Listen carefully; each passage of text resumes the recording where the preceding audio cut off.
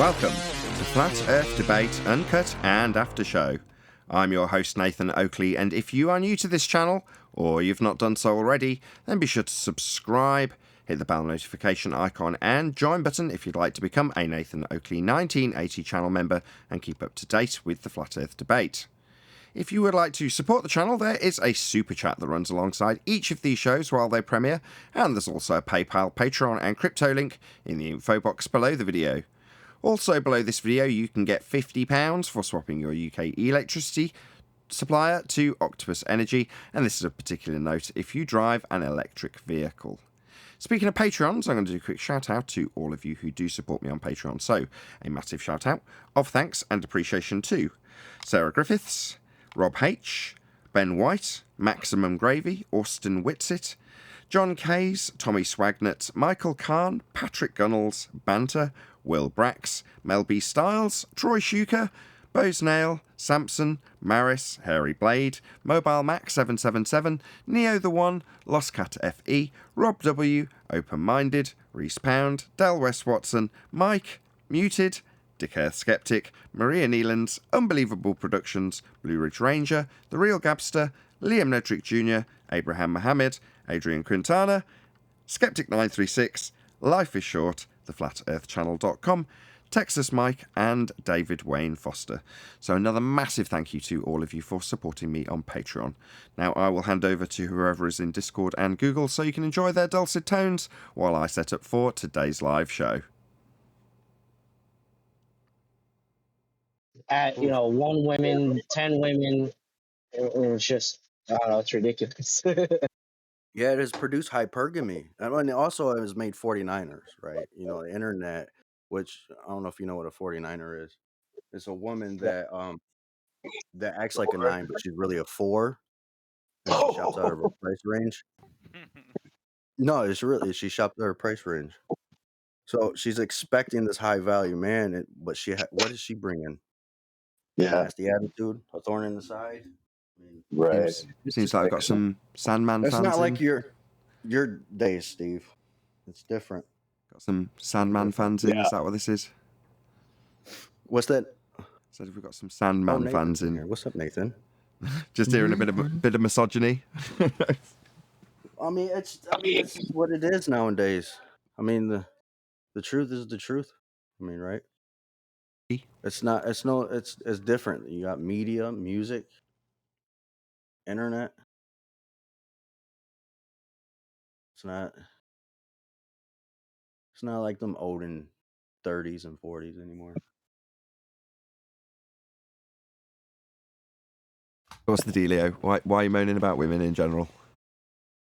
Well, when you have children, especially boys, when you have sons, you kind of look at their future as in finances, where they're going to go in life. And of course, dating and getting married will cross your mind. And you're going to look at what will be available for them. What will the future kind of be like? So you go down that path as well. And you start to learn, I guess I would say, the red pill of that. Just like flat earth. You want to teach your children as much as possible. Yeah, and you brought up how divorce is on the rise and marriage is plummeting. Yes, it is. Divorce is on a huge rise and marriage is low. And now we need God more than ever now. Yes, we definitely need God more than ever. For the children, definitely. Definitely. Marriage is beautiful for the children, but it's not as valued as much anymore.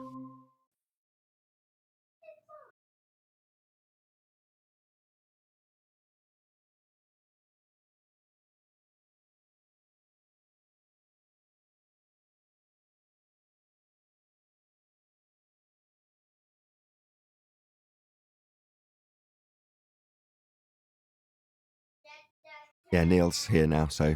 Hey, Neil. Did you hear the bing bong and then decide that everyone's going to be quiet? Oh no, he's run away. You can carry on talking. Now I'm here. Good afternoon.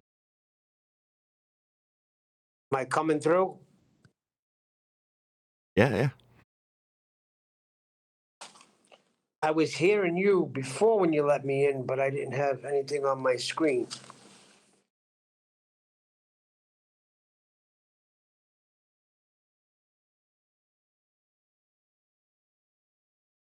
Okay, well, this is a good start.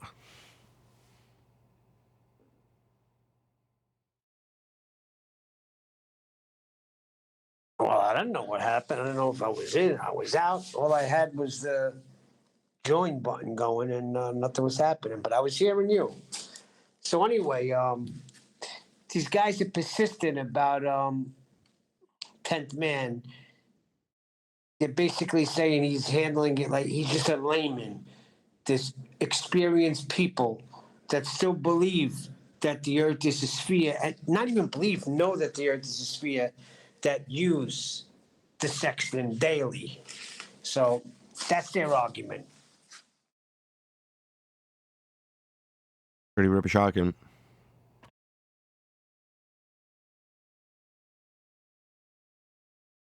What was that? The rubbish argument. The principles that are applied to triangulation via way of a sextant are utilization of a straight flat baseline, and that's described in all of the manuals.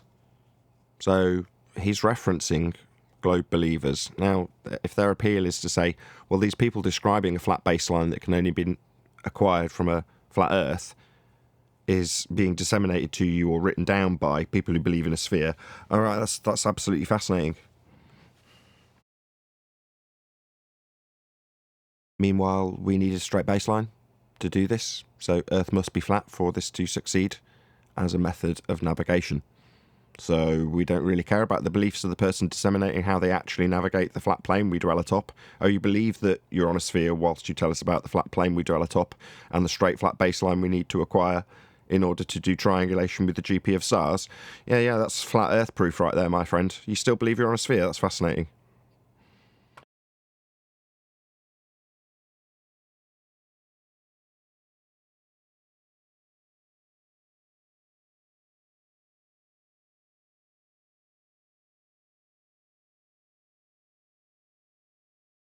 I've ruined your conversation in Discord. You were chatting happily till I got here.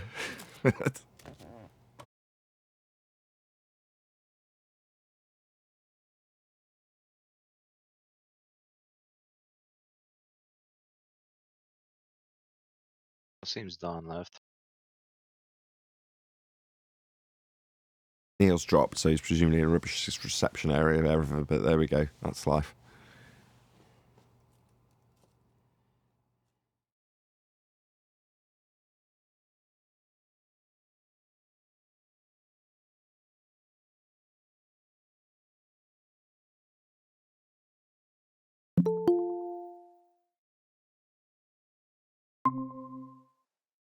Thank the Lord. 10th man's here to stop this dead air. Good morning. Hello. We're going to stop dead air. I love it. Dead air's already stopped. I barged in a Discord conversation and I was like, hey, what's with the misogyny? And then everybody just thought they'd punish me by just completely going totally silent. They're showing their cards. Hey, I'm gonna share an article here. This is great. Let me find it first as we talk. We can talk while I find it. Where did I put it? That one. So it's interesting. I was listening to Mr. Sensible's video about Mitchell, and he was talking about triangulation versus trilateration. And Mr. Sensible was saying that the sextant is using trilateration, not triangulation. And he spoke with such confidence, you know what I mean? Just like, you're so stupid, Mitchell. This is how it's trilateration, not triangulation. And all someone has to do is type in triangulation versus trilateration and start reading. It is comical because what it's ask you something. Hold on, real Neil. quick. Hold on. Because what it says is that triangulation in these, and it's all the articles, there's not one that says otherwise. Triangulation uses angles. Trilateration uses known distances. So if you're talking about the sextant and it's an angle measuring device, guess what? It's triangulation. It is comical. They don't know what they're. Well, let me round off. They don't know what they're talking about. All they do is make up stuff, throw it on the video, and speak with a little bit of confidence. But then the minute you say, "Oh, I'll go check it out," it's over. The ballers lie all the time. Go on. You know what the term con man comes from? Yeah, someone who cons you. Yeah, but what does that mean? Find What's con short for? Conjure. No, confidence. So a confidence man is a man who persuades you, gains your trust and confidence, and then convinces you to give them all their money before they run away and leave you not realizing that you've just been scammed. That's a confidence man. Yeah. Well, I was trying to look at it like this because I understand what they're saying. But if you do it like, say, electrician, or we'll use me, a flooring guy. Now, there's a manual on laying floors. So a guy could come to me that has never installed floors before. And if he reads from the manual, it's going to come out correct. So I don't know what they're talking about.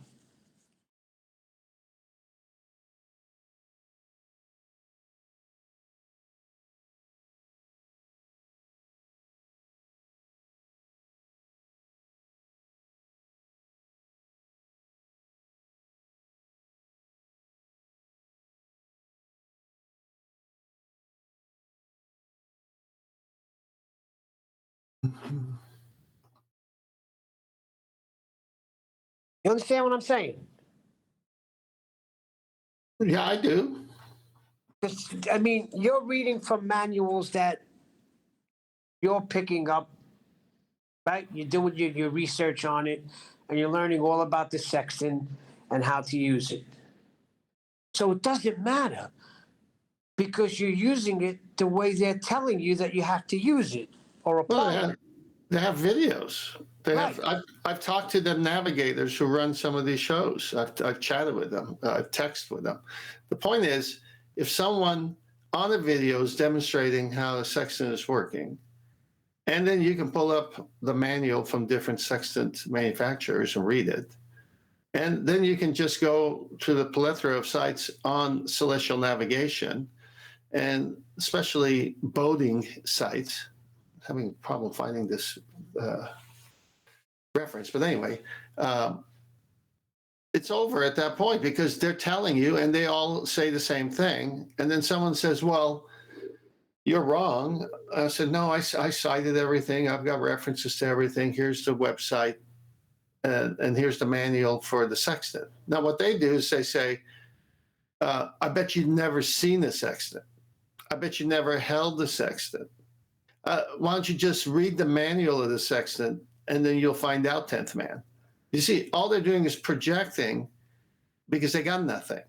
And so I say, fine, I've touched the sextant, I own the sextant, and I read the manuals of a sextant. I stand by what I say. It's just like they threw up something just because they know people are lazy. And as Nathan said, they become con men. But I just say, go look it up. Go look, like Mr. Sensible calling triangulation and trilateration and saying the sextant does trilateration. Well, a sextant is an angle measuring device, and triangulation uses angles to get distances once you do the math. And trilateration uses distances, known distances, not angles. Well, I've never seen a video saying that the sextant is a trilateration device. Oh, I've seen one by a con man called Mr. Sensible. I didn't actually see his video. I saw someone else highlighting how he was conning his audience. I think the name of the videographer was Mitchell from Australia. Yeah, but see, 10th man is not, he's He's just breaking down what a sextant does.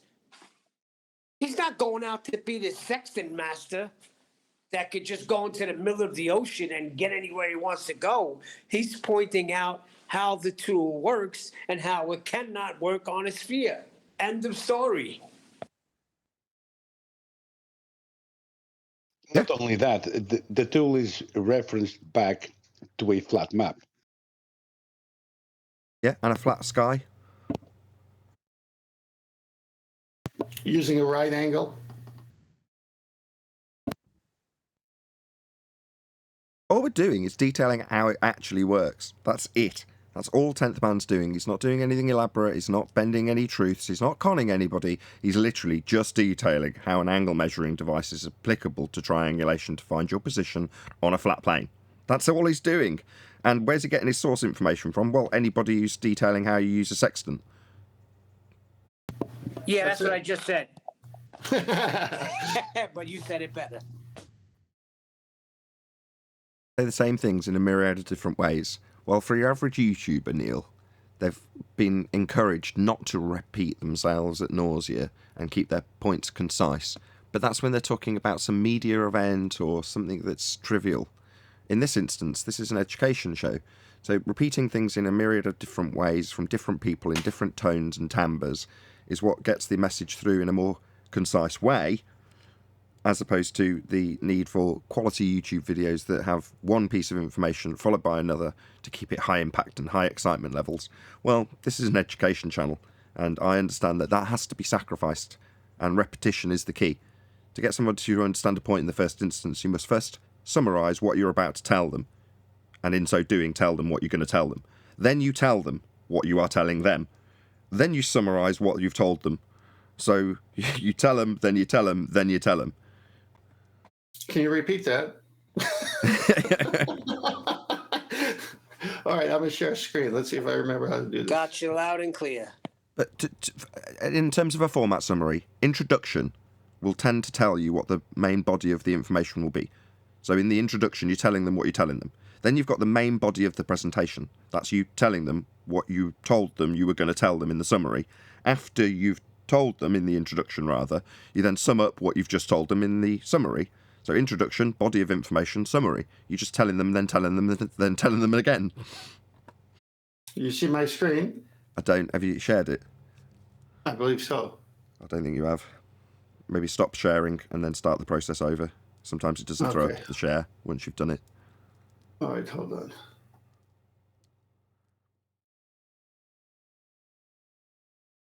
Get out of here first.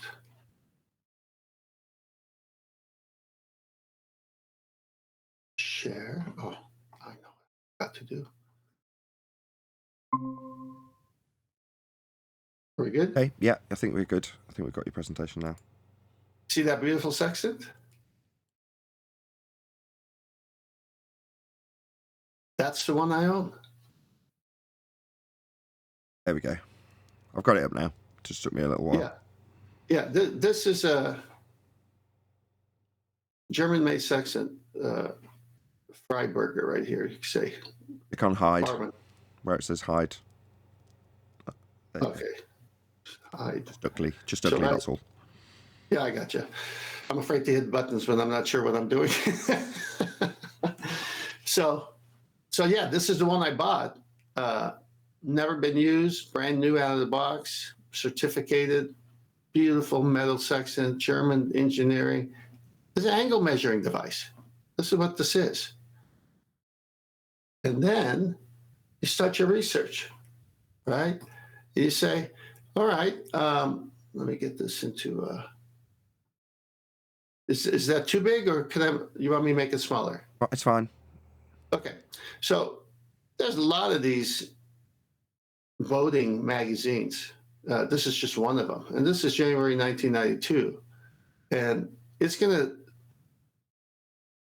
go to this point right here, and it's going to talk about celestial in a nutshell. Now you figure it's a voting magazine, celestial in a nutshell, and then the first image you see is using the sextant to bring the sun down to the horizon, and then do your little waggle in order to get vertical. So you do this waggle until this is barely touching the horizon at the ocean, so that you on the rocking boat could get this line right, this vertical, because you need that 90 degree to the horizon. You need this perpendicular. And so, and they say, don't say mark when it's here. Don't say mark when it's here. Say mark when it's here. What's mark? That's when you say, got it. First, look at your watch from the seconds to the minutes to the hour. Then go to your sextant and get the angle and the minutes off the sextant. So all you got to do is watch a few videos, and this is how they say it works. Now, if I report on it, as previously discussed, someone's going to say, he never owned the sextant. He just bought one. He never touched one. Okay, so he bought one to touch one. I said, why don't you handle the argument? Why don't you attack the information They can't. that I'm getting? Because they can't, right? Thank you. I was going to keep going until someone said it. But anyway, they can't, so they have to go on these other subjects. But all you got to do is read a manual or a book, and I'll wait until my next few books are almost here. And I mean, I got a pile of them. I'm going to be sharing these books. I'm going to be sharing who wrote them. I'm going to be sharing pages and chapters from them. You think that me throwing what I've just thrown up now is my argument against the globe using the sextant? Wait till I get these books, everything highlighted, and start quoting and showing the actual books in my possession. And I mean, they're old, they're new, it doesn't matter. From the 1800s to now, they all say the same thing. They all say this. And what is this? Sextant. The marine sextant is a device for measuring angles. Okay? Well, is this guy lying when I find it in every publication saying the same thing? No, he's not lying. What is this picture? What in the world is this? Who could draw this picture on a curved surface and put this box here? What is that telling me, Mr. Sensible? Is this trilateration or is this triangulation process here? Triangulation either. Measured, it's not triangulation either because it's false. No, it's the process. It's the process. Yeah, but the diagram you're waving your mouse over with the sun is showing a 90 degree to a curved surface. No, that's the funny part about it, yes. Let me finish up.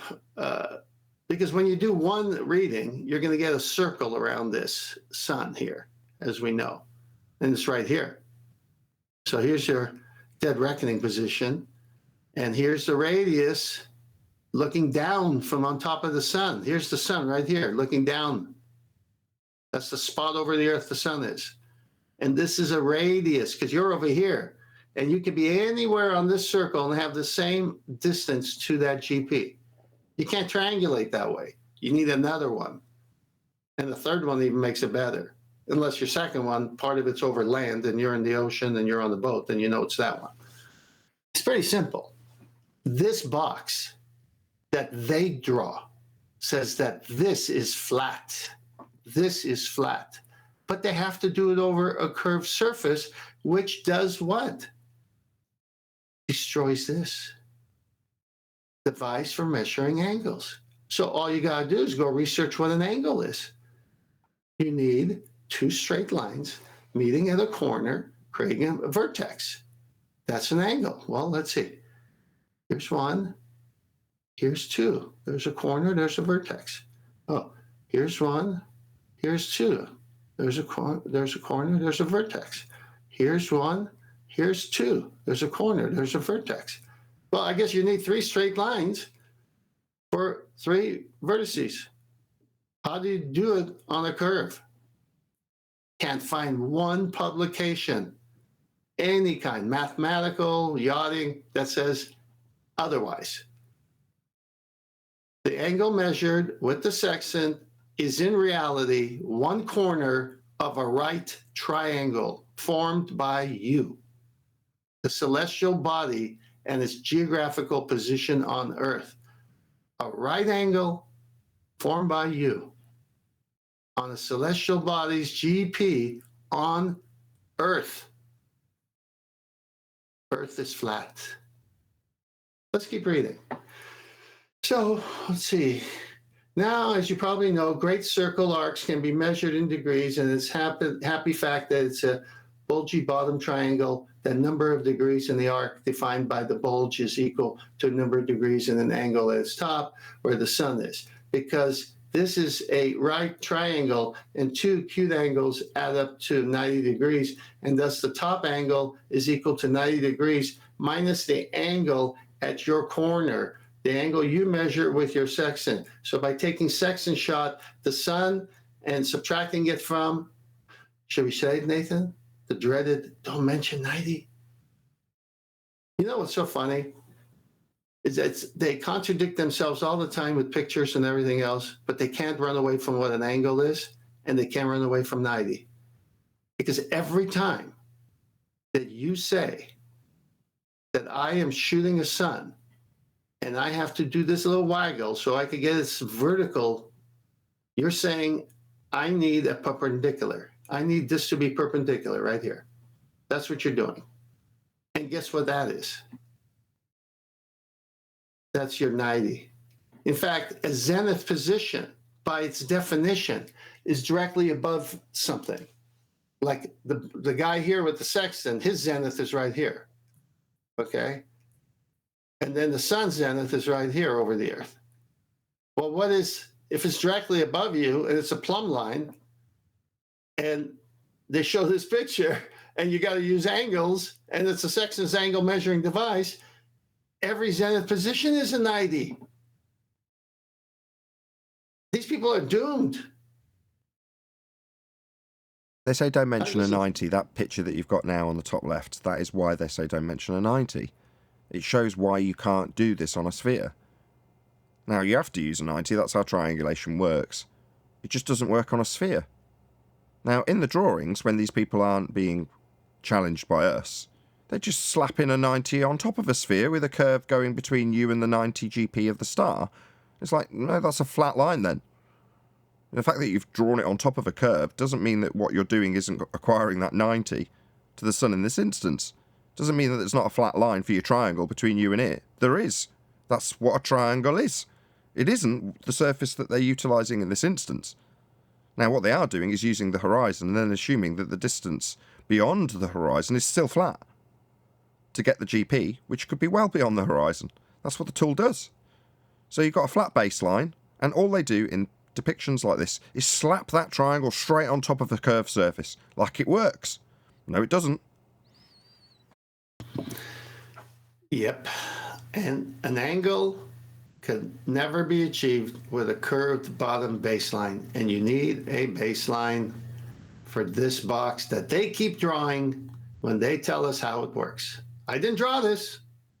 Well, Adam did. So Adam's got a version of this where he took the... do you remember the picture that you got with 3 circles that's semi-3D? So it's got the 3 circles of equal altitude tipped on their side and then 3 triangles on top of them. Well, in that instance, he's bent the line for triangle B, or triangle 2, and made it look like this depiction. Well, just if you can, just trim this out and screenshot it and send it to Adam, because this is absolutely ideal, right? That's what they've done in the same way as Adam has tried to show him what they're trying to do by sandwiching on a triangle when you've got a curved baseline on it, as you would if you had a spherical surface, which we don't, beneath your feet. Well, this is the depiction in an actual manual, but they're describing it with the actual box there to show how wrong it is in terms of the spherical surface. There's a 90-degree box. Yeah, I've already sent it to Adam and Brian and Mitchell. You remember that other reference that I pulled up that gave us S1, S2, S3? Yeah, that's what I'm talking about. Yeah, that's the one, right? And so then I'm going to send the picture to you again. We've seen this picture, but we got to keep seeing it. It's a master bead. You can post it. I'm down here, so go to the master bead picture. Celestial body, sextant angles.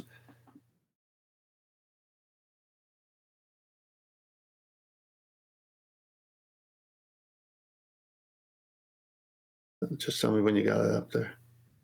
Send you a second one as well. Yeah, I've got the celestial body sextant angles up. Yeah. Now this is off of a navigation video screenshot. Did I draw that? No, I just took a screen picture. What's he saying? He's saying anytime you do a vertical angle, whether you're shooting something on shore like a lighthouse from a boat from the ocean, that's a vertical angle. Because people, if you don't realize, you can turn the sextant sideways and do a horizontal angle, which they do when they're near shore because they want to know that lighthouse on the right and then that other church building on the left that are on the cliffs overlooking the ocean. What's the angle there? And then they draw straight lines and find their fix that way.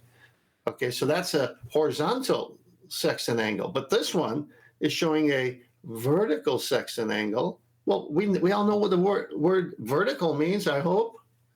Well, what does it mean? It means exactly what the last picture that in that boating article talked about. It means there's a sun straight over a part over the ocean, and you can draw a box there because that's a 90, and there's a guy in the boat. And then go to the next one I sent you. Before you do, there's no horizon depicted in 90-degree Muppet Vision orthographic view. So in terms of where you can just describe the horizon being in terms of the point of view from the boat, which I note has already got the dip angle incorporated. So they've taken the angle that they're measuring down to the ocean floor because that is what gives you your straight flat baseline to make it purely geometric. However, if you were taking this angle from the boat itself rather than standing in the sea to use your sextant, you've got to correct for that. That's an aside point. What the guy standing here is looking out to, what's i.e. in the lens, is the horizon. Now, for the sake of this example, we're going to say that the horizon's here, where this arrow points down. Now, that is the point where you're going to acquire your straight flat baseline. But the GP of the star is way beyond, or the sun in this case, that position that you've got to give you that horizontal, that flat baseline, your first angle, your flat, to give you 90 degrees where it meets the GP of this sun or star that you're measuring. So the horizon that you're measuring, it's not that you get to the horizon and then it carries on curving away 8 inches per mile squared beyond it.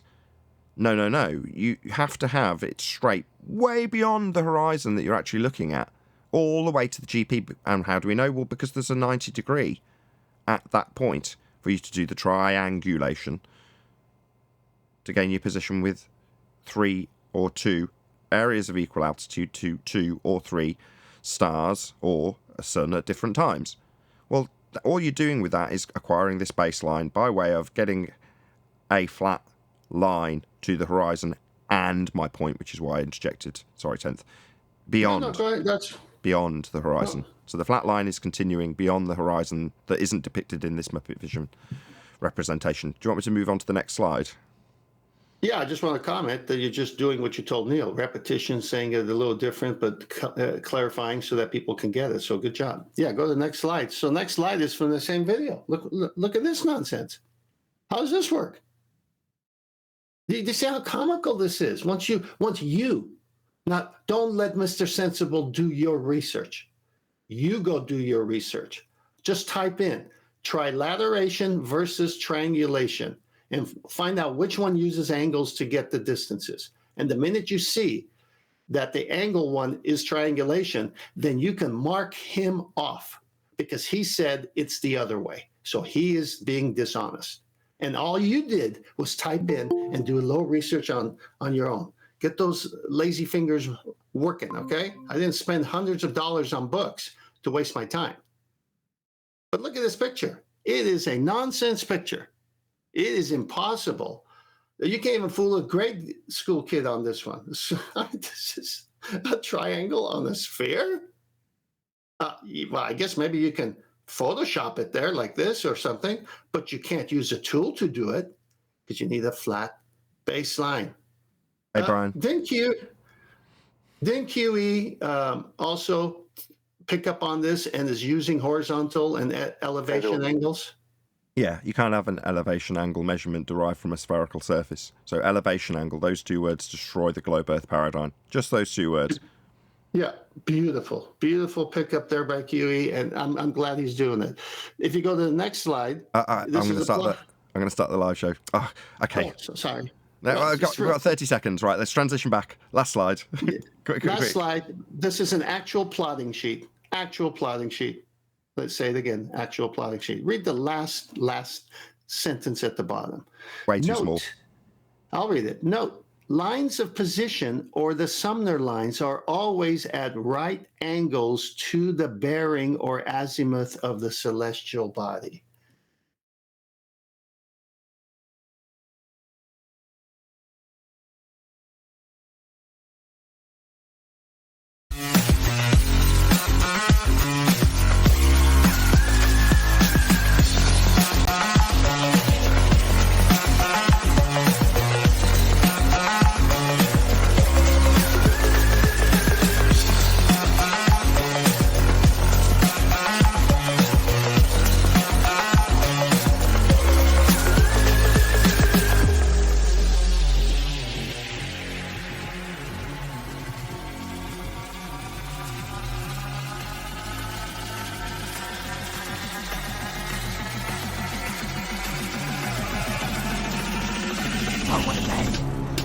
Welcome to Flat Earth Debate Live. I'm your host, Nathan Oakley, and if you are new to this channel, or you've not done so already, then be sure to subscribe, hit the bell notification icon, and join button if you'd like to become a Nathan Oakley 1980 channel member and keep up to date with the Flat Earth Debate. If you would like to support the channel, there is a super chat that runs alongside each of these shows while they are live, and there's also a PayPal, Patreon, and crypto link in the info box below the video. Also below this video, you can get £50 for swapping your UK electricity supplier to Octopus Energy, and this is of particular note if you drive an electric vehicle. Most importantly, if you'd like to join the discussion, simply mute the page you are currently watching, then click the link in the info box below this video to join the panel and express your views on the nature of Earth.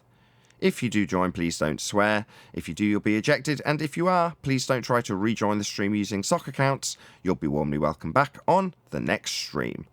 Please also share the show on social media.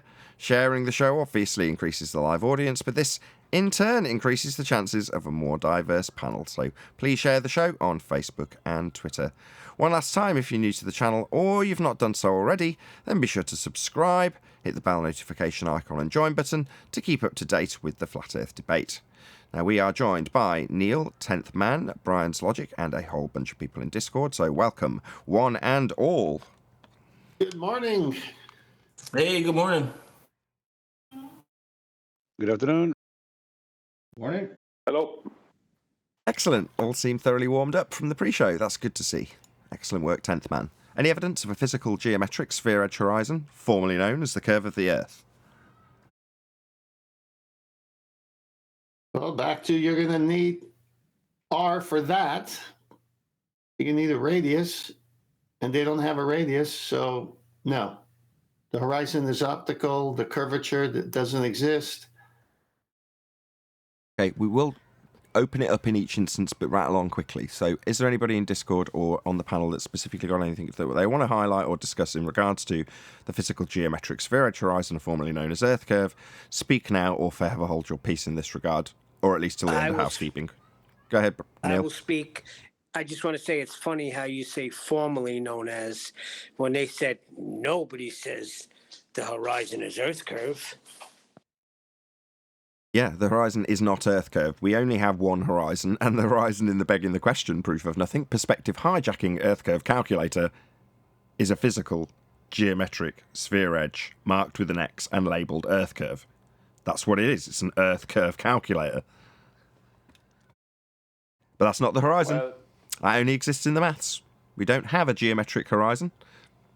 Go ahead, Brian. yeah, well, I mean, their only claim is that something that is already officially admitted to being an optical effect, they're trying to claim that this optical effect, which is the horizon, is refracted. How can you refract something that's already an optical effect? You know, it's like saying the Coriolis effect is refracted. It's like zero logic went into that claim. Well, the claim itself will require an R value that they don't have, because when a ball-believing idiot says that there's refraction, their refraction is based on a radius value.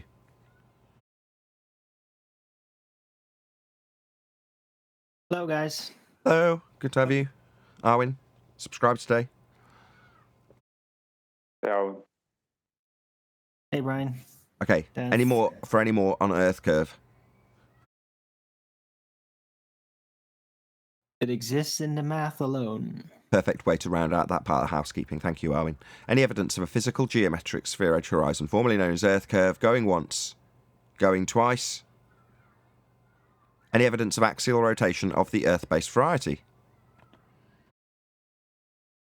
Wouldn't expect Gonna to need half of see that. any deviation. You're going to need half of that. You will need half of that. Go on, Owen. I was just saying we wouldn't expect to see any deviation.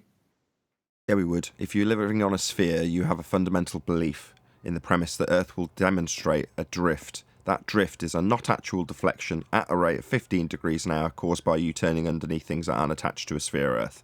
That is the premise that is asserted by our globe-believing idiots, and that is something that we do not see. So as an anti-flat Earth idiot, you would then assert to me, having pointed out that we don't observe this 15 degrees an hour drift that is claimed by a spinning Earth, that we wouldn't expect to see the 15 degrees an hour drift claimed by a spinning Earth. That's what I would be told by an anti-flat earther. In other words, deny the claim in the first instance when it's proven to not be true. Any more? That claim... Yeah, Brian, I have something to it's say. your pet project, pet subject rather. Go ahead. Well, yes and no. It's like there's two problems with that claim. Number one is we're expected to believe that logically what should happen doesn't happen, and that's the way it should happen. You know, we're expected to believe that we shouldn't see drift in a situation where we couldn't but not see drift. You know, that's, you know, it's ridiculous. And we're also expected to believe that what we experience, this is a funny thing actually, it's because another contradiction in a way from their side. We're also expected to believe that what we experience is not what we're really experiencing. You know, we experience the stationary Earth. That's our experience. But what we're really experiencing is a rotating Earth. So, where do you go with that?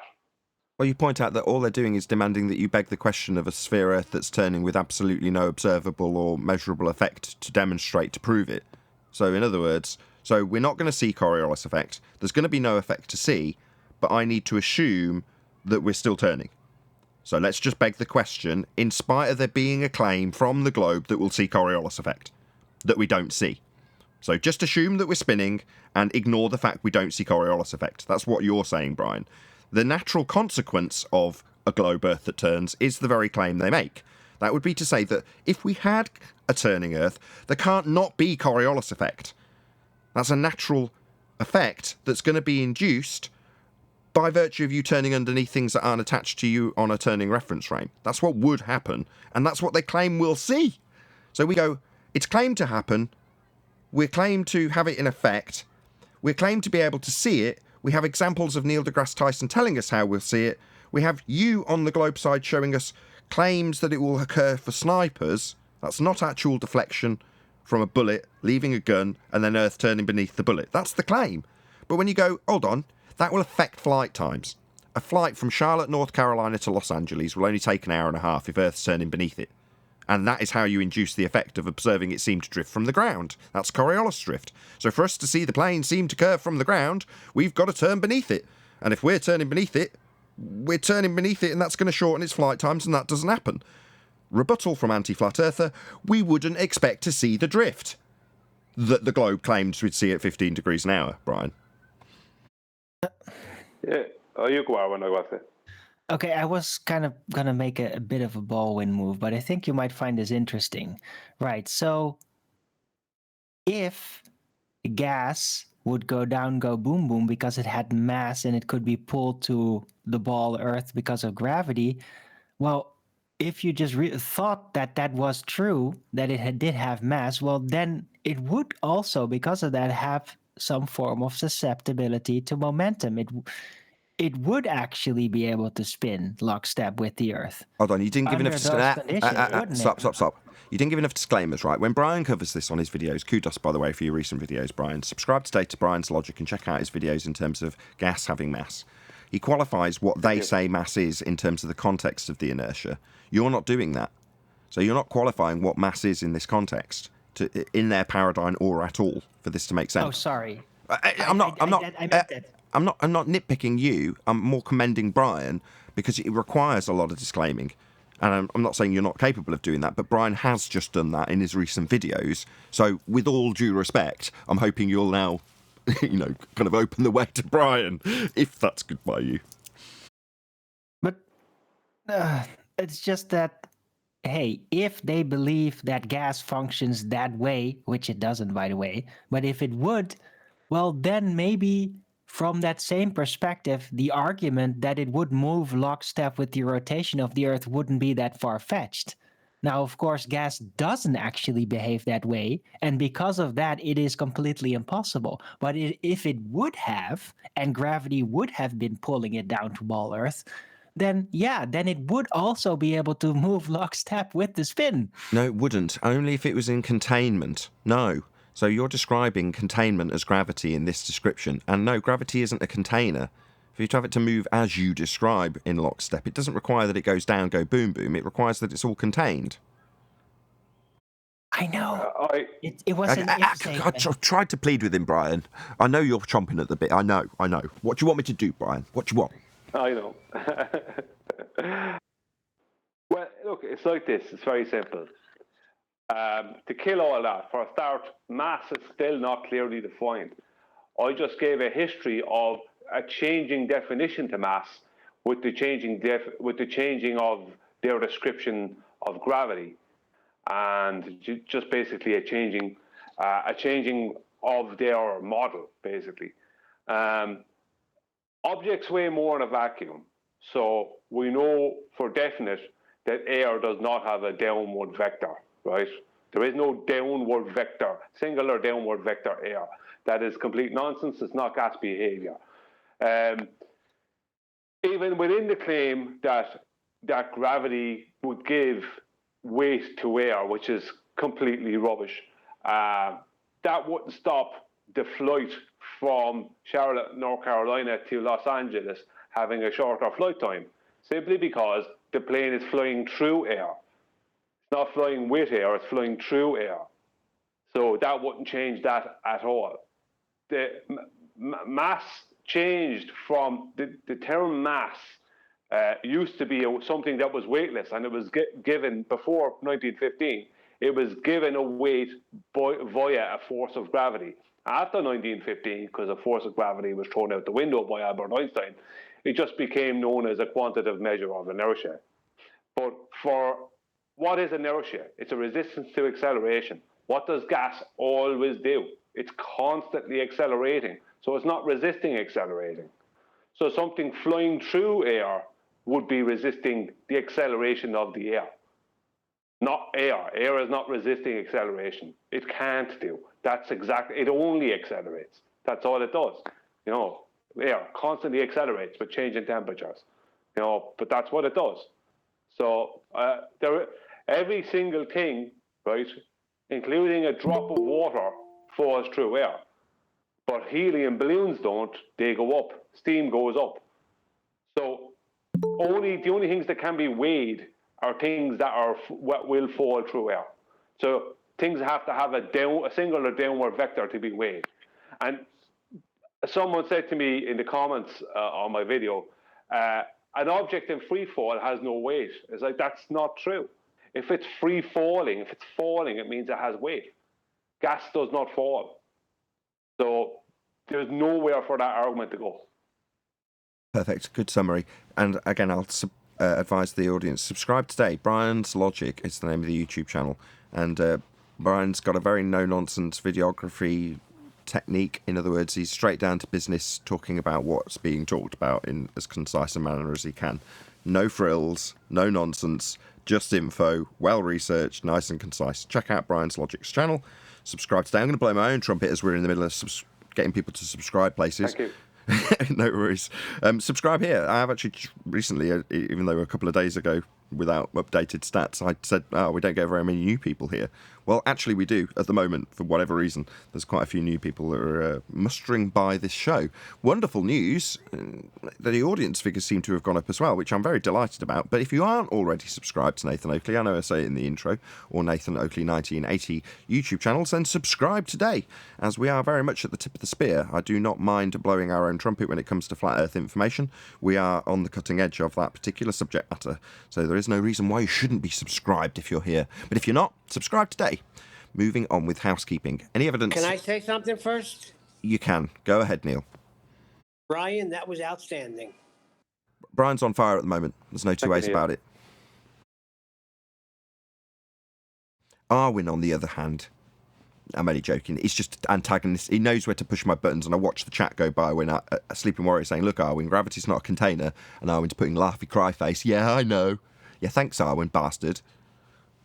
Yeah, but my statement was still correct, though, technically, because if For what they believe, gas yes, it was. Yeah, if they believe that, yeah. I'm just trying to highlight the psychological perspective as to how they would come to that conclusion and not find an objection. It's not because they're looking from the perspective of actually physically proven physics out there. No, I totally appreciate that, and I commend you. You even disclaimed saying you're going to play a bit of Baldwin, and you did. But ultimately speaking, what you're doing is saying if their belief in gas go down, go boom, boom, and gravity as a container holds true, then they've got a world without problems. Well, yeah, okay. If you've got a fundamentalist religious belief in a sphere Earth, in a sky vacuum, and you don't mind violations of natural law, then you've got no problems also, Arwin.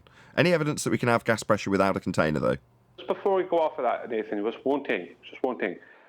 Yeah, you have to pay attention to what I said, though, Arwin. Even if all that, what the borders claim is true, the airplane is still flying through the air. So it still would have a shorter flight time east to west than west to east. But that doesn't happen. No, you misunderstand the entire premise of what I was laying down. No, I was arguing why on the ball mechanics world that's disproven, but if it wasn't disproven, if it did work like that, then there would be no rotation. There would be rotation. The gas would literally rotate. It would no have effect. momentum. You're saying, yeah, let me just hold on, stop. So there's no confusion. Stop. Hello. No, just so there's not confusion for Brian. You're saying there'd be no effect, Brian, if what they said held true with gravity as a container, gas going down, go boom, boom because of weight. He's saying that if in their fundamentalist religious belief, he also peppered it with, if your annihilation of this horse shit didn't stand true, Arwin just didn't say it that way. In other words, if all of the things that you've just said didn't matter, and I still held on to my... He's just chanting. I mean, he's got to take... He knows he's irritating me. That's probably why he's doing it. I'm just pointing out that it doesn't matter, because if the plane had to move with the air, then the plane could never go forward. The plane has to fly through the air, regardless. So flight times would still have to be an hour and a half from North Carolina to Los Angeles.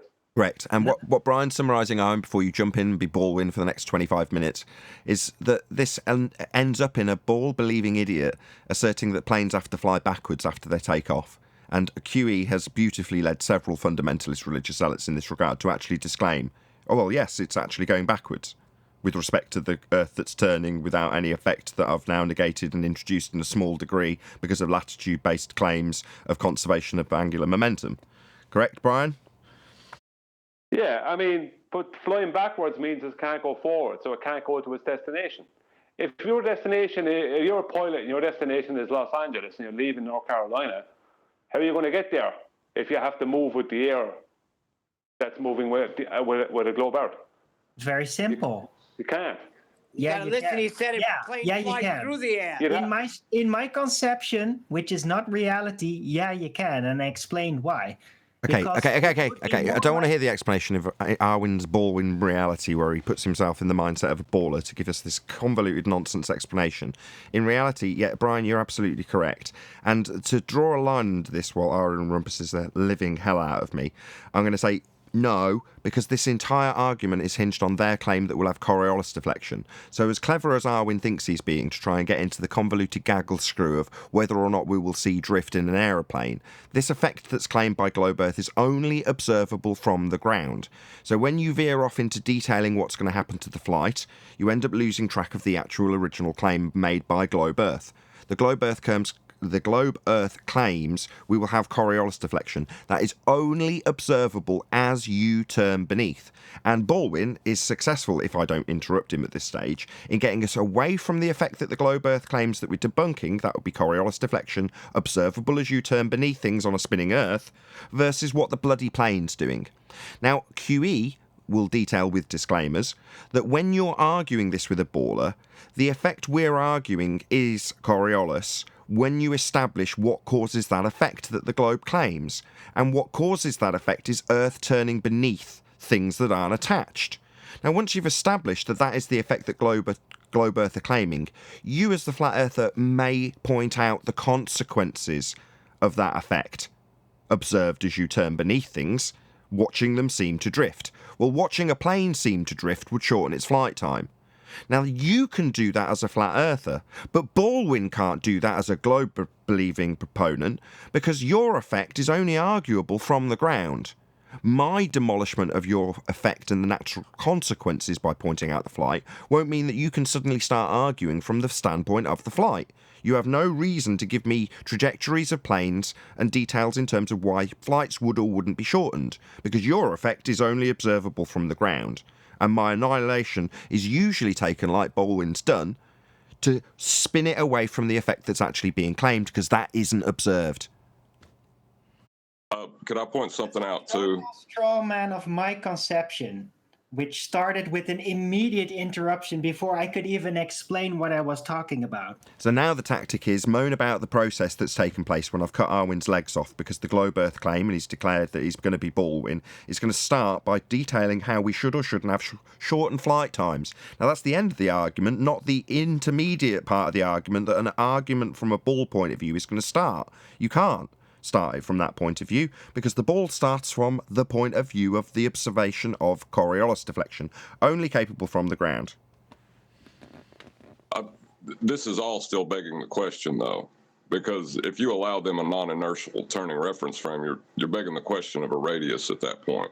But at which point there's an effect, a natural consequence, where we're going to see things drifting because we're turning beneath them. So in other words, to annihilate the claim, the natural consequences of the claim that we don't observe have to be pointed out.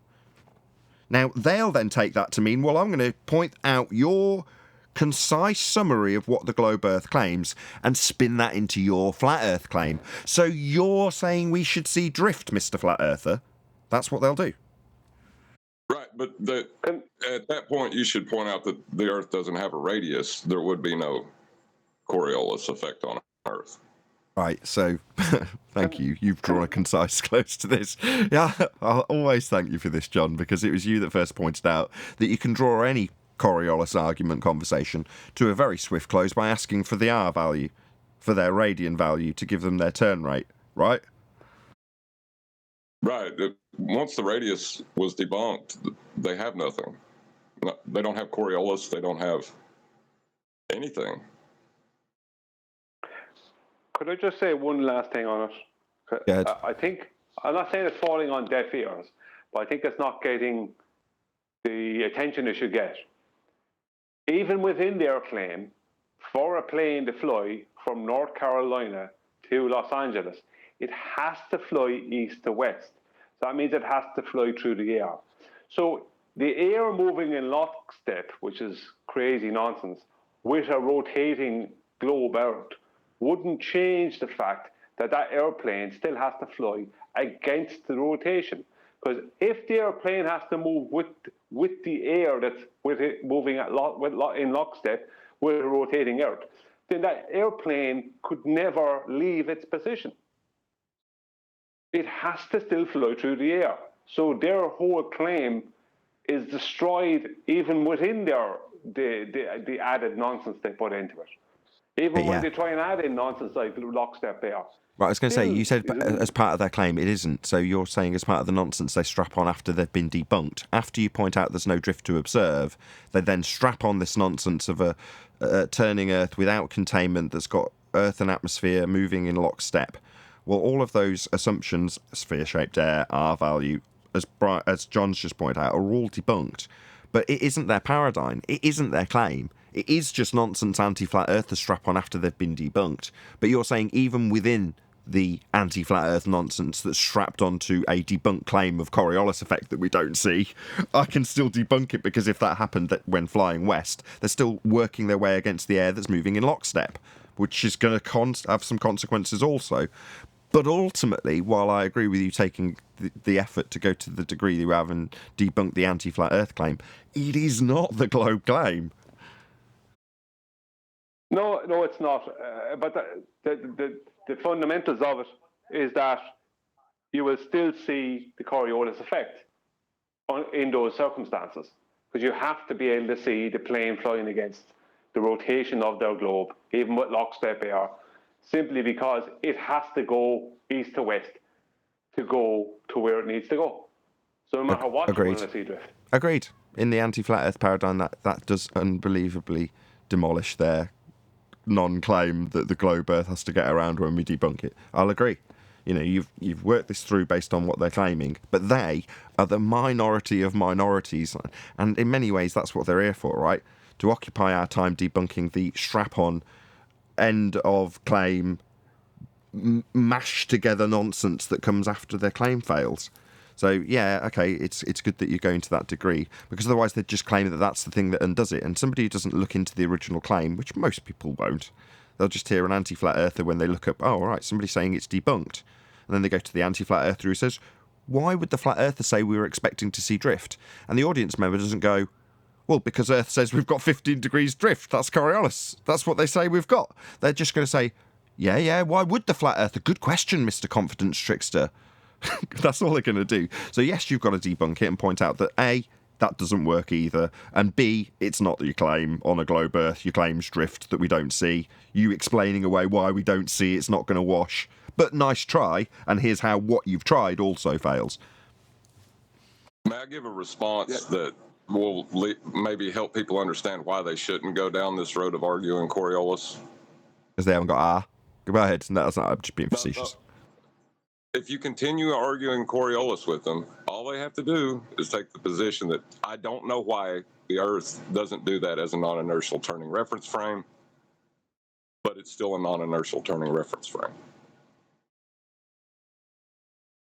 Yeah, no matter what you show them happening or not happening, they're always going to take it to, I'm going to explain why whatever you've got an objection with occurs or doesn't occur, while still assuming I've got a turning Earth beneath my feet, regardless of whether it does or doesn't yield any effect to show you. I'm still going to assume Earth's turning. That's what you're saying, right?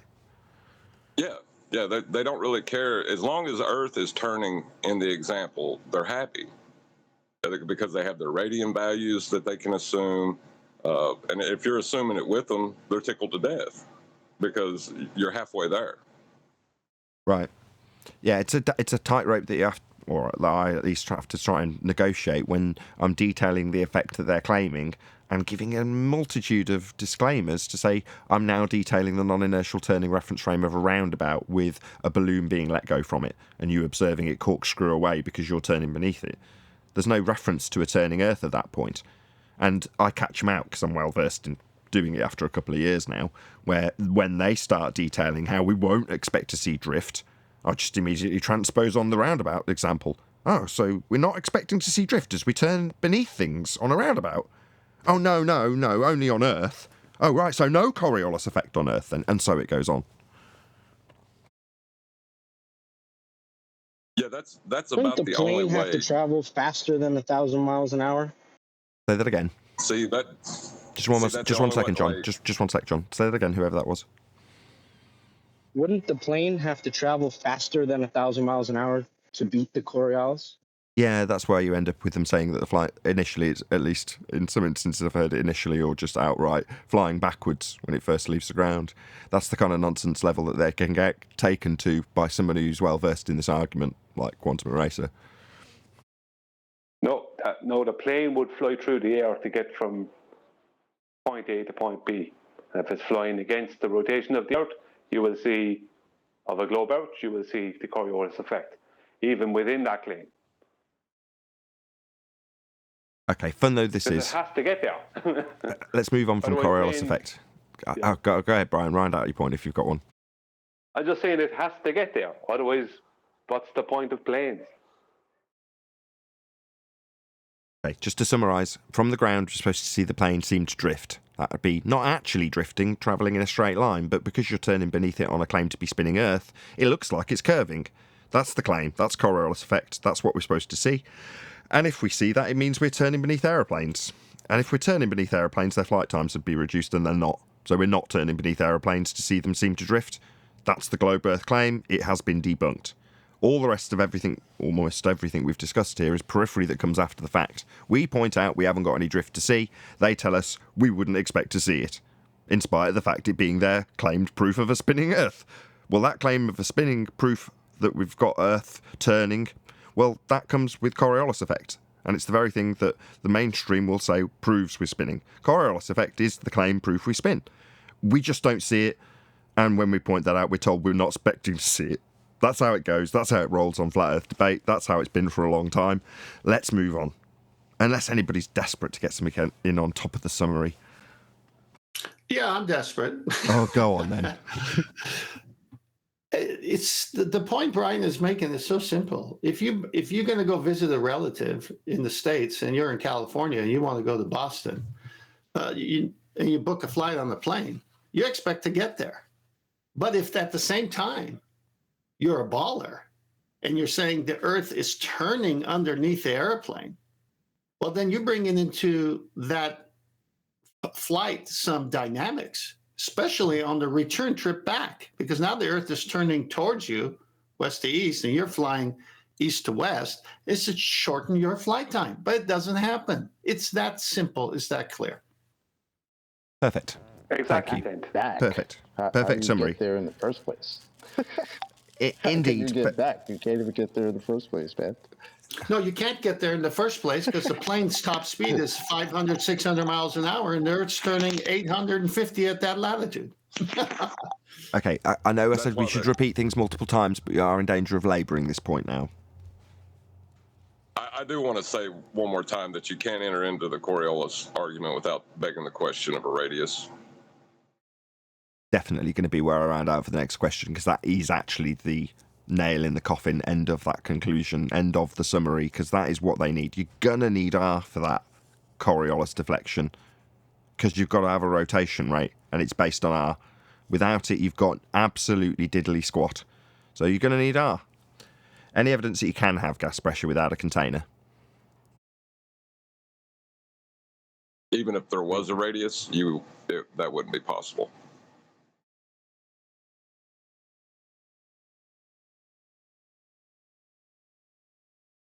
All right, we got some new folks in Discord. Yeah, they were, Hold on, just give Righteous the mic a sec. Go ahead, Righteous. What did you say? We got Anthony and K Mooney or something. Don't be shy. Yeah, K Money, but he left. Don't be shy. Feel free to join in with the housekeeping questions, whoever you may be.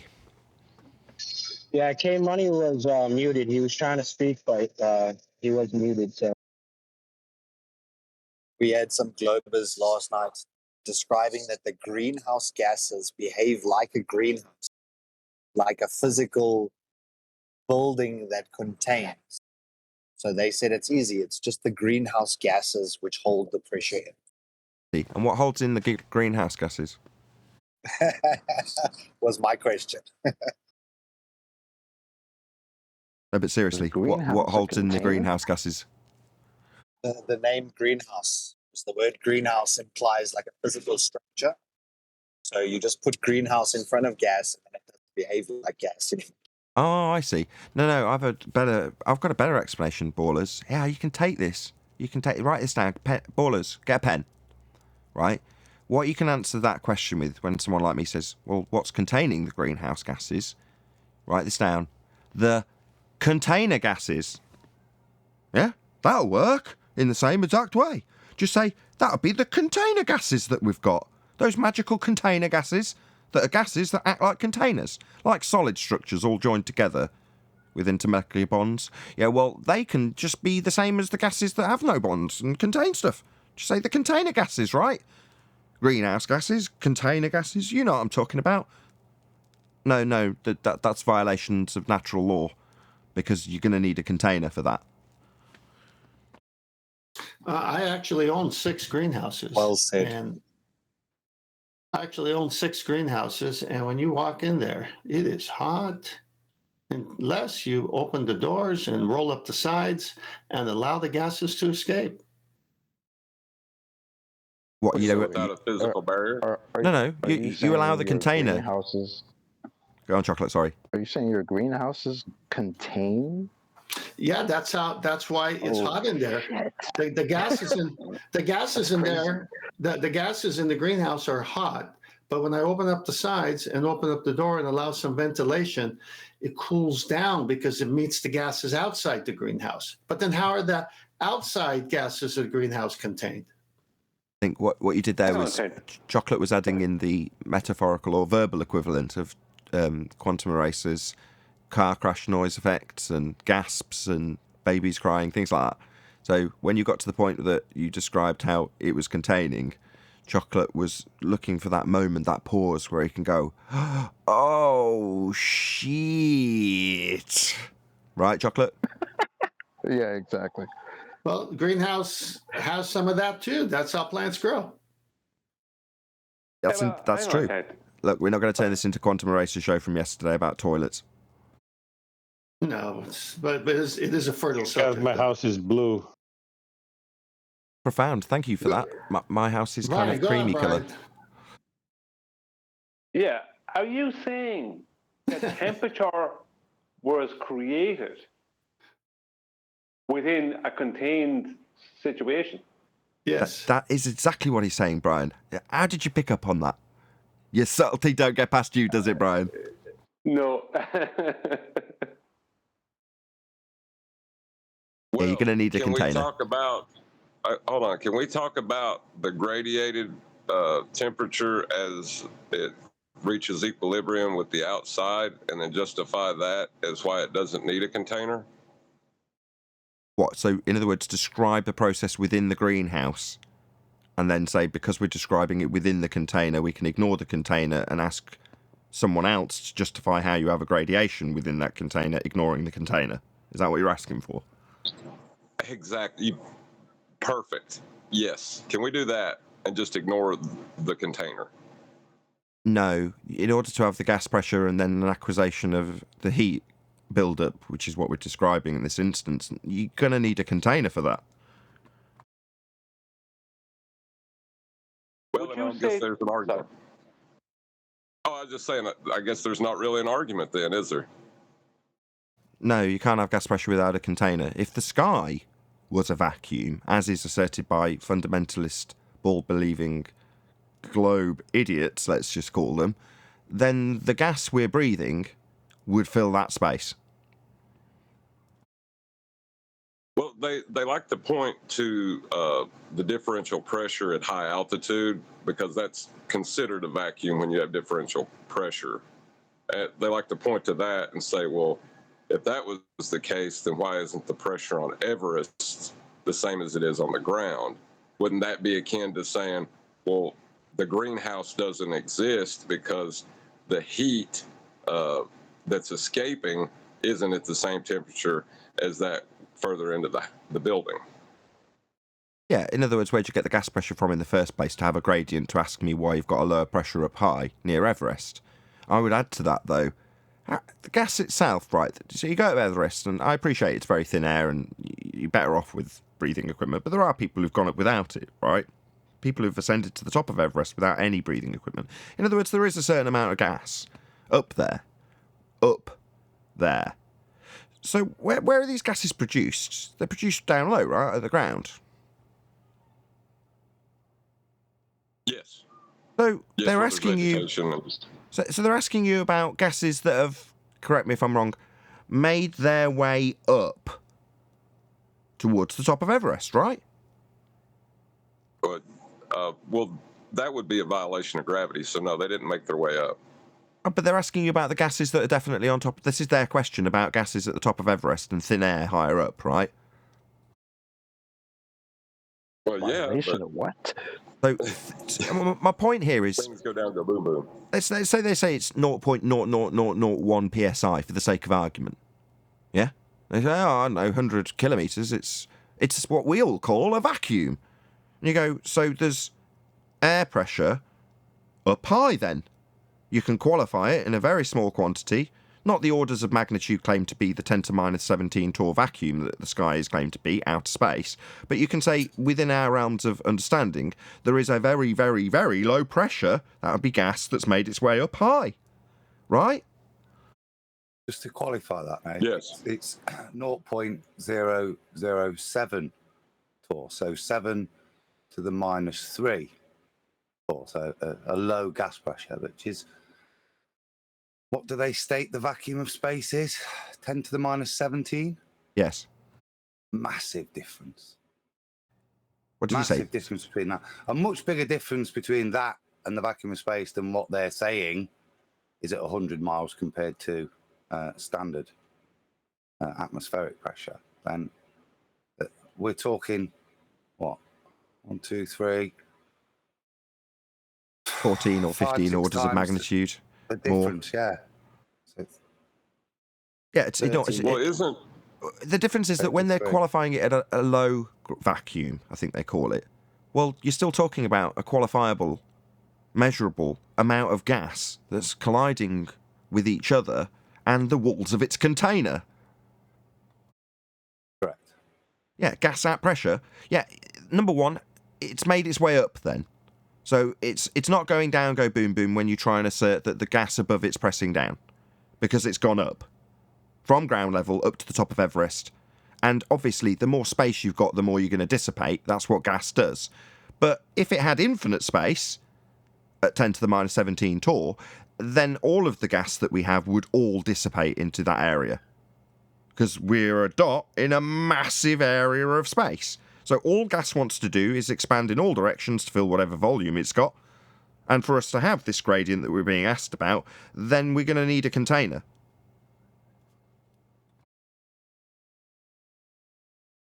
Any more on? Covered that pretty good. I think so. That's Maybe what I'm there's asking. not enough volume all the way up. They're saying we don't. This is a nonsense. Hold on. Chaos, go ahead. Ask your question again. I said maybe there's not enough volume to get all the way up there. What do you mean get not enough volume? All gas does is expand in whatever direction it's expanding in, and then it does that until it collides with something. Everest, there's not as much. So there's not enough volume of gas to go all the way up. Nathan. Sorry, I don't know what's being said. Can you clarify for me, Brian? I don't understand. Yeah, he's talking about a differential in volume of gas. Let's just say at the differential in pressure at higher altitudes than at lower altitudes. If you research something called thermal columns and air boundary layers, you will see that you could, below 10 miles, there is at least 75% of all our air supply. But below the local boundary layers, which is between where the clouds form and the ground, there is about 75% again of that 75%, maybe even more. I gotcha. So what you're saying is within the area where you have a phase change, in other words, it's not going to continue on in that direction in that vector because it's changing into a liquid, and then it's going to fall back down because of its density increase when it accumulates other particles that are condensing into the liquid. Therefore, at that point, what is below it is essentially being contained by something that does have intermolecular bonds at the point of phase change. And you're saying that's described as a boundary layer. Yeah, I can understand that in terms of the description of that dynamic system. I can also appreciate that if you're going to say there's a vast quantity of water in the air, which there is, then that is going to be contained within that density, within that area, between where it's phase change back to a more solid state, so it can collide with each other and then form more and more, bonds, and then fall back down with density as rain. Well, you can appreciate that that process is going to preclude whatever is above that layer being full of more water and more of the other gases that are between that and what is described as a boundary layer. But, big but, for that process to occur in the first instance, you know what you're going to need before any of that can take place, Brian? The container. Right. So fascinating though dynamic systems are, and boundary layers, if they're being described arbitrarily as that boundary by us in our verbalistic way of doing so, then that doesn't ultimately change the fact that to have gas pressure in the first place, to then have a delta of gas pressure, which would be a gas pressure gradient, and then a delta of the gas pressure gradient, which would be a dynamic system, still starts with the antecedent consequent relationship of containment and gas pressure. You still need a container for that. Yeah, you see, Very good. Thank you.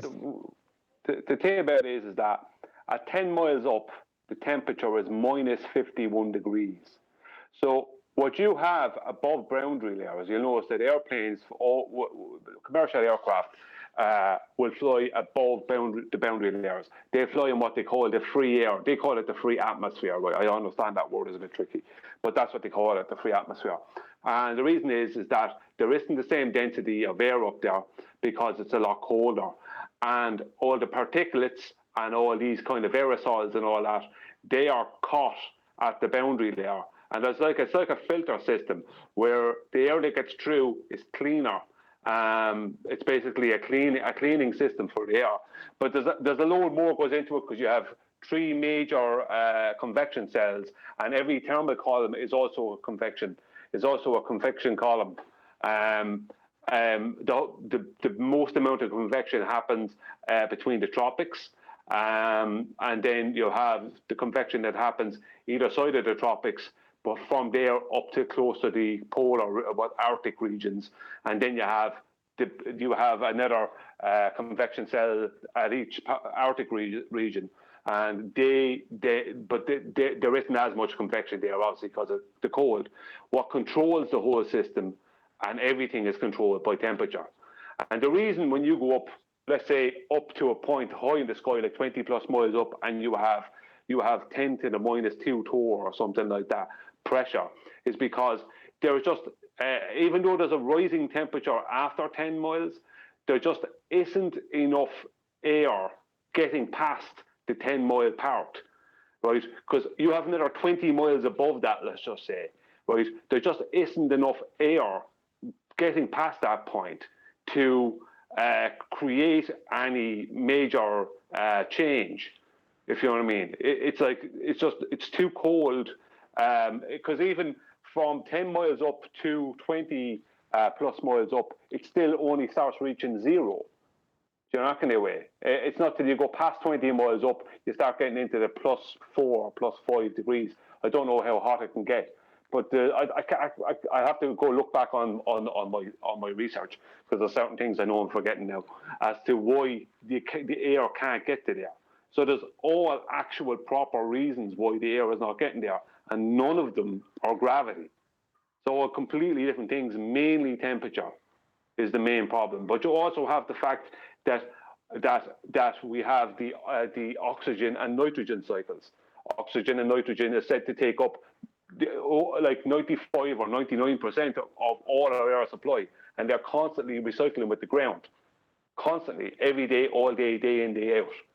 You know, nitrogen is used by plant life, everything. So it's designed so all the air stays down here. Because if it didn't, we wouldn't be able to be here. We wouldn't live. That is a really eloquent answer, but the whole gas pressure gradient argument is a red herring, is it not? Yes, it's appealing to delta X when they first haven't explained how they get X, which is the gas pressure in the first place.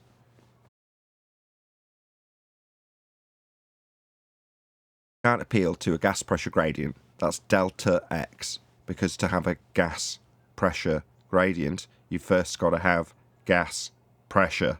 That requires containment. It's an antecedent consequent relationship that you can't get around by appealing to something that's a delta of the question being asked. That question being, how can you have gas pressure without a container? And the answer is, you can't. Can I add something? Feel free. Okay, I think I'm getting an echo. Okay, no echo. So we got the reason for the density layers. We got like 3 reasons here. One is, produced at ground level. Another is relative density. And another one is temperature. So Yeah. isn't it supposed to be like, how do I put it? That's like 3 causes, right? No, it's not 3 causes, it's 3 descriptions. 3 descriptions? You're talking about entropic effects. So when you say causes, well, no. Why does hot go to cold? Why does high pressure go to low pressure? That would be the cause of it. Well, you're not going to ascertain that. All we're doing is describing what actually occurs. And the description isn't a cause. So no. Okay, well, let's simplify it. Just between relative density and the ground level part, right? Ground level part, what do you mean? So if it's relative density, then we wouldn't need the explanation of it being produced at ground level, right? Because it would be the reason why we have the gradient is because of relative density, right? I'm not following where you're going with this, but carry on. Well, how do I put it? Does that mean you don't know where they're you're going asking- with this? Well, I'm seeing like it's conflicting a little bit. It seems like there's like, yeah, I guess I'm not sure where I'm going. I was just asking you. Okay, I think I figured it out. Well, I think your confusion comes from when you say relative density. That is just a second order effect of entropy to begin with. So when you say high pressure to low pressure, well, when you've got a gas produced at the ground, it's going to be under the highest of the pressure that it's going to ever experience as it's pumped out of the ground, right? That's what's going to occur. You're going to have it in its highest concentration. Those are the words I'm looking for. Yeah, as it changes phase from, say, water to liquid gas or to water vapor, you're going to have the highest concentration of that water vapor where it's being created. So therefore, the entropic effect is dispersion. Yeah? Well, you're saying, well, with relative density, well, no, you're just describing how something is dispersing into an already in existence gas pressure. Well, let me put it to you this way. If we get rid of gases produced at ground level, there would still be that layering effect happening. Saying if all the gases density, reduced, right? if all the gases were produced and there was nothing to cause any sort of change in it, there's no sun, for instance, then you're saying it would just layer, or what are you suggesting? If it wasn't produced at ground level, I still say it would layer due to denser gas and less denser gas. Correct? No, it wouldn't. The reason it wouldn't is because eventually all of the gases, which have got gaps between them, are going to just... There's no reason why they're going to clump together, unless Adam's going to give me a different description. They've all got So you're gaps. saying that Nothing's bonded. So you're saying the density effect of gases would not matter anymore. They would all just be equally distributed in the atmosphere if it wasn't. Oh, what do you mean? Hold on. What do you mean the density of the gas? What do you mean? Can I answer? Well, there's different densities to gases, no? There's like different gases, or did I say different gases? Yeah, there's but density they're all layers to mixed up. gases. Hold on. Let Brian just get to the end of his point. Oh, sorry. Well, I'm just saying that there's density layers to gases, right? There's more dense gas and less dense gas. No. Yes, there are more dense gases. If you want to describe something as having a higher... I can't remember the words I'm looking for, like a molecular density. Is that the correct terminology, Adam? Well, one mole of gas will, I think it's 22.4 deciliters at RTP. Speak up, sorry, a bit quiet. One mole will occupy a set volume, 22.4, I remember. So you're going to... No, not really, is the simple answer. We don't describe it in terms of density, because there is no density. The density is defined by the volume, the pressure. What he's All asking... right, but remember... okay, hold on, Righteous. What Righteous is asking, Adam, is if all things are equal and there's no entropic enhancement from a sun, for instance, if you've got 3 different gases in a container at equilibrium, will they form layers? That's what he's essentially asking from what I can ascertain. Not if they're exhibiting gas behavior, because by the definition of gas behavior, they can't form layers. Right. They're just going to mix together.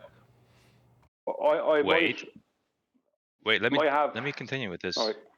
You can, but I can give you a qualifier in terms of how we experience gas generally, which is to say that the mixture, right? Let's say you've got a swamp and it's giving off a certain gas, and you look at it and you can almost see it hanging in the air, right? And you go, oh, look, there's a high concentration of X gas. Okay, fine. Over time, entropy, dispersion, it's going to fill the volume. Well, what you end up with is the same mixture at any point. Now, yeah, it can spread out more. You can have it less. It can be thinner, if you want to use that sort of terminology. But the actual mixture that you get at the top of Everest isn't any different to what you get down here. There's just less of it because it's all mixed up, right? If you think of the let me continue. Sulfur hexafluoride example, where they bring it in and it's there for a short amount of time, separated, isn't it? Because it's denser ones. It's only separated because you've poured it into there. Give it a little bit of time and seal the room, the doors on the room, so we've still got one fixed container.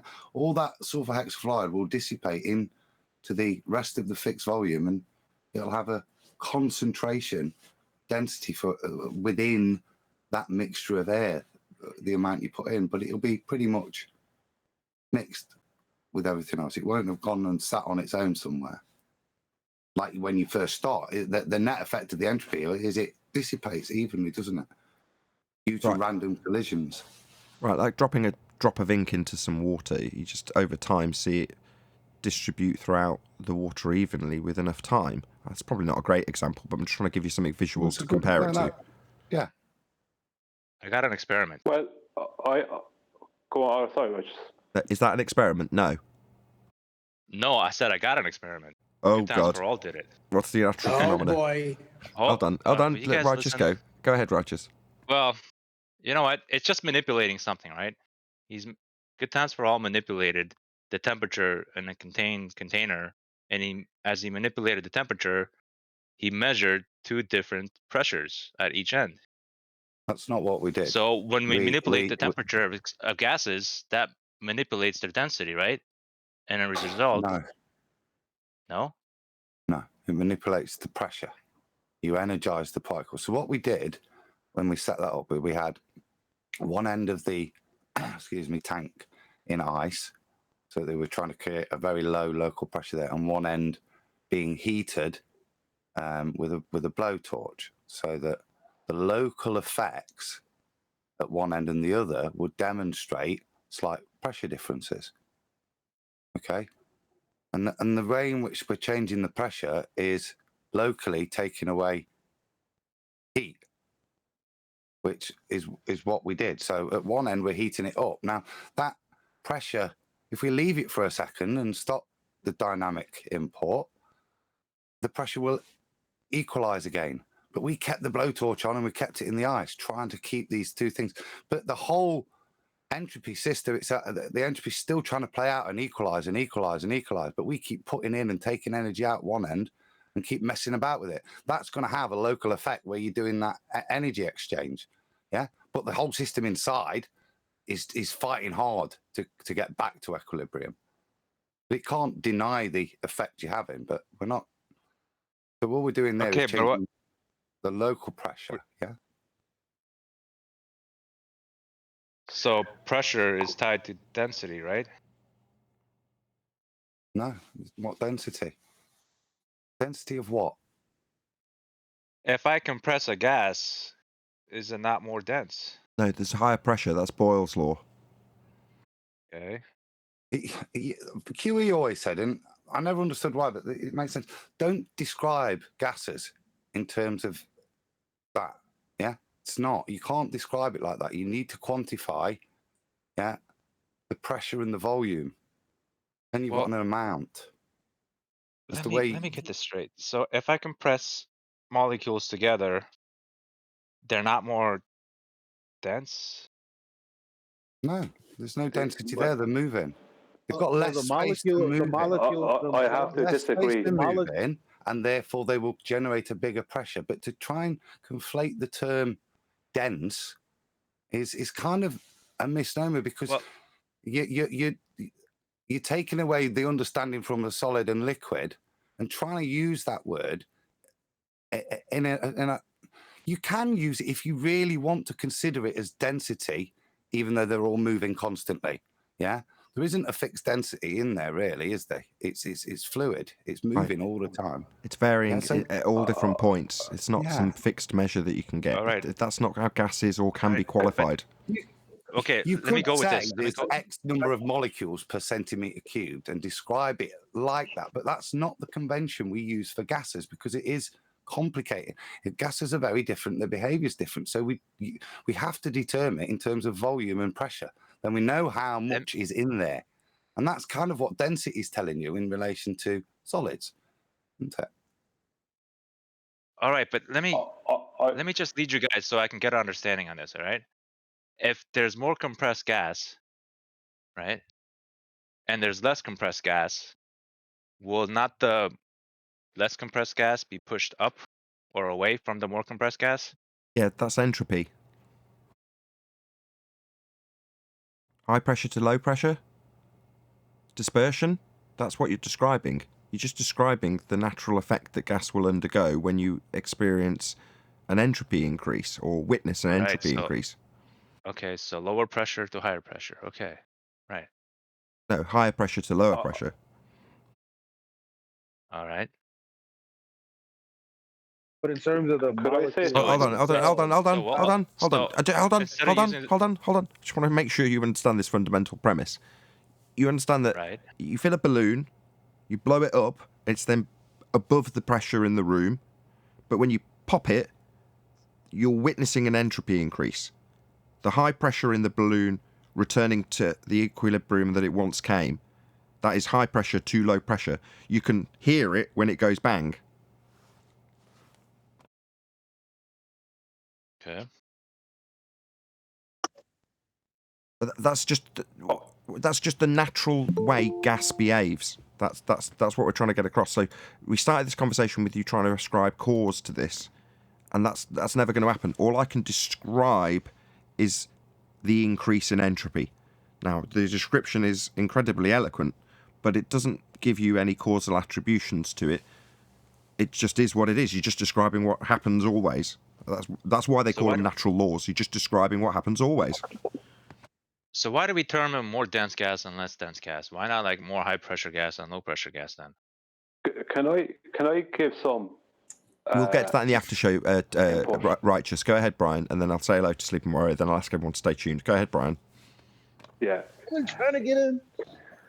Okay, Eli, but I was here just prior to you try to get in. Just give me a minute.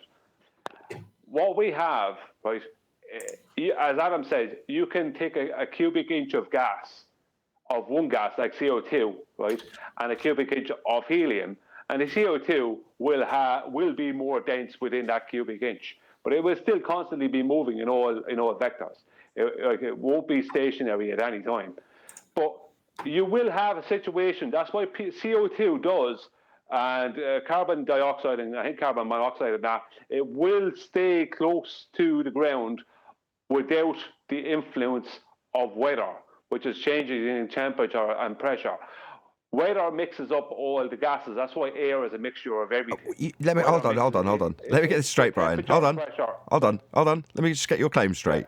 In a sealed container, you think you release CO2 into it and it just stays at the bottom, correct? If you hang on, no, let me finish. Right, CO2, right, will in a concentrated form. When it comes out of the ground in a concentrated form, it will displace the air around it, but it will disperse and integrate with the air due to the weather, right? How gases work. Hold on. Stop. Keep the live show open for this. Yeah, I heard that the first time. Therefore, qualify what I mean. Put it in a sealed chamber to remove all aspects of weather. Ergo, your claim, without the weather, you'd have a layer of CO2 on the bottom of the chamber if it was introduced. You pump it in from the bottom, out of the ground, and you're saying you'll have a layer of it at the bottom. That's what you're saying, right? If you put CO2 into a sealed container. I see there's a load of factors to this, Nathan. You just need a yes or no. What? Hold on. Weasel. Give me a second. No, because it's not just, no, because you're looking for me to commit to something that involves more than... No, I'm not. Hold on. No, I'm not. I'm asking you to... Hold on, Brian, just one sec. What I'm asking you to do is affirm your position that you've just claimed.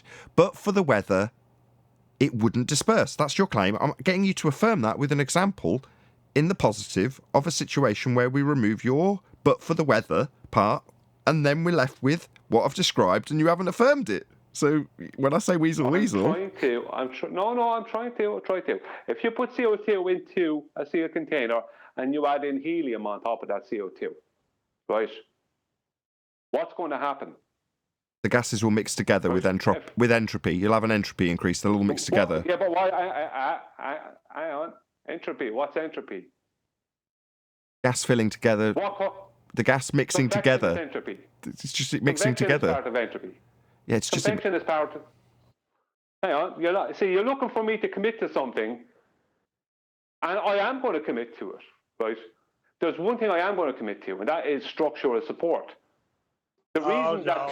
Hang on. No, nobody has been able to disprove this, and they won't. I can. Right? I can debunk it in a heartbeat. You having me on? Nobody can debunk it. If you want, I'll just go on mute. Either you leave me finish, or I just go on mute. I don't mind if you listen or don't listen. So up to yourselves. I'm not trying to force it on you.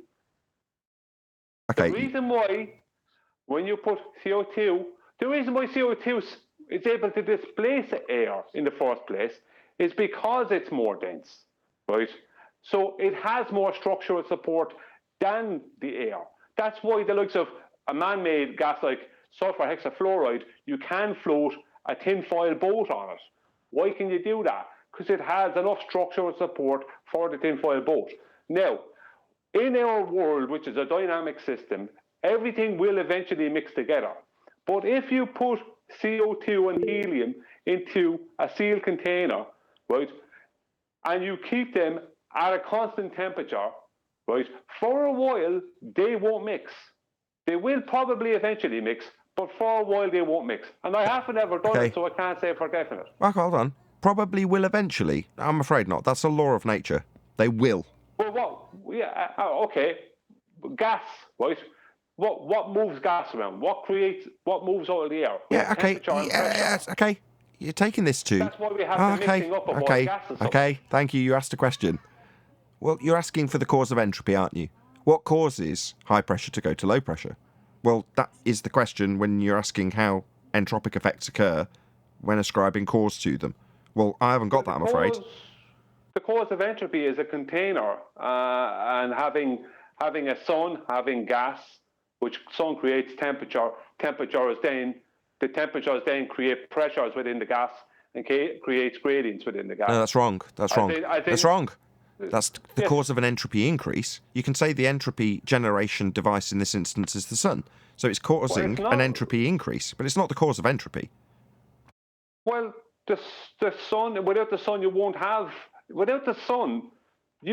a pressure gradient. You won't have... Yeah, I agree. You won't have gas cycles. No, I agree. I agree. Yeah. The sun is a massive entropy generator.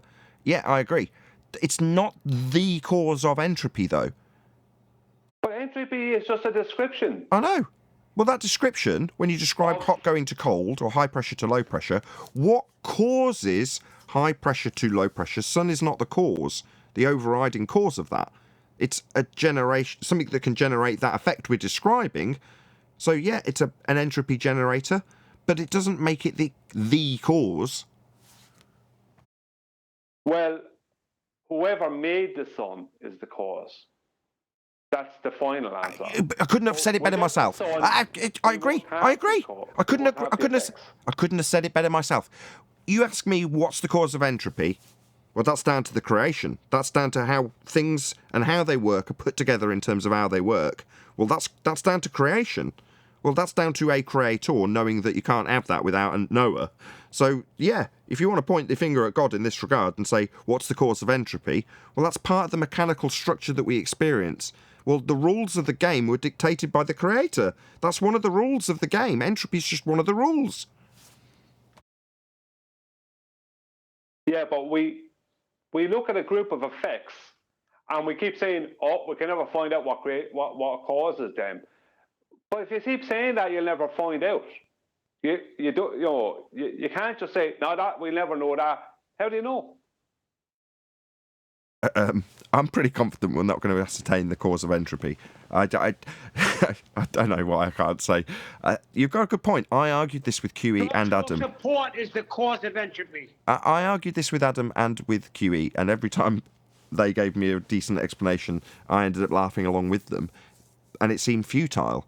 Now, I'm not smart enough to be able to parrot off their explanation when I took the same position you took with them, which is to say, hold on, why can't we ascertain the cause of entropy? Maybe I'll ask Adam now. He's here on the panel unless he's tied up doing something. And we're still live, by the way. I'm here. I don't know. I'm not smart enough. Well, There is a suggestion. Wouldn't we have to eliminate the effect of entropy, like, or manipulate it in some kind of way? I see what you're saying. You're saying you must start with the standpoint of it not happening to vary and manipulate something to make it happen, which means that you've got to start with it not occurring when it's a law of nature and occurring always. Kind of contradictory. Good point, Eli. Very good point, Eli. And that's what I was going to say. I'm smart enough to know that I can't find out the cause. That's kind of the thing. You're asking, how does the universe work? What's the underlying cause of? We can't even describe an atom properly. Yeah. So to then pretend we can describe why it does things is just arrogant. For me, yeah, it's just a step so far that maybe it's not beyond the wit of man, but it's certainly beyond the wit of civilization at the moment. Way beyond it. And to be frank, right, when we've got certain explanations that are in defiance of natural law in the heliocentric model, we're kind of so retarded, and I mean in the most literal sense, we are held back from inquiring about these things because we've got contradictions within the paradigm or religion that we're actually under in the Western world. So in that respect, we can be the pioneers of this sort of research. If anyone's going to figure out the cause of entropy, it isn't going to be a heliocentrist. It's going to be a flat earther. Somebody who realises the nature of reality and wants to understand more about it isn't going to be somebody that's parroting off verbatim what a sphere Earth in a vacuum would do under the circumstances that the model says it will do it when a graph's presented. They aren't the people that are going to ask these questions. In other words, when we have these conversations, and it's partly the reason I've kept the live show going, I feel very privileged. This is the most exciting conversation we've had all week. Yeah, Nathan, I'm excited too. Yeah, isn't it great to be a flat earther? Yeah, what a great note to round out. Oh, I'm so glad you all agree. Well, I was waiting for a gap. Nathan, put my screen on if you would, please. I was about to... Go ahead. I know that Einstein's talking twaddle, right? I'm not pushing Einstein at all. But when Brian's talking about structural support, I call that relative density. The structural support that Brian's referring to is the atomic weight of each molecule in question that we're talking about. Einstein says, rightly or wrongly, that there is a mass-energy equivalence. Mass and energy are the same thing. That's why E equals mc squared.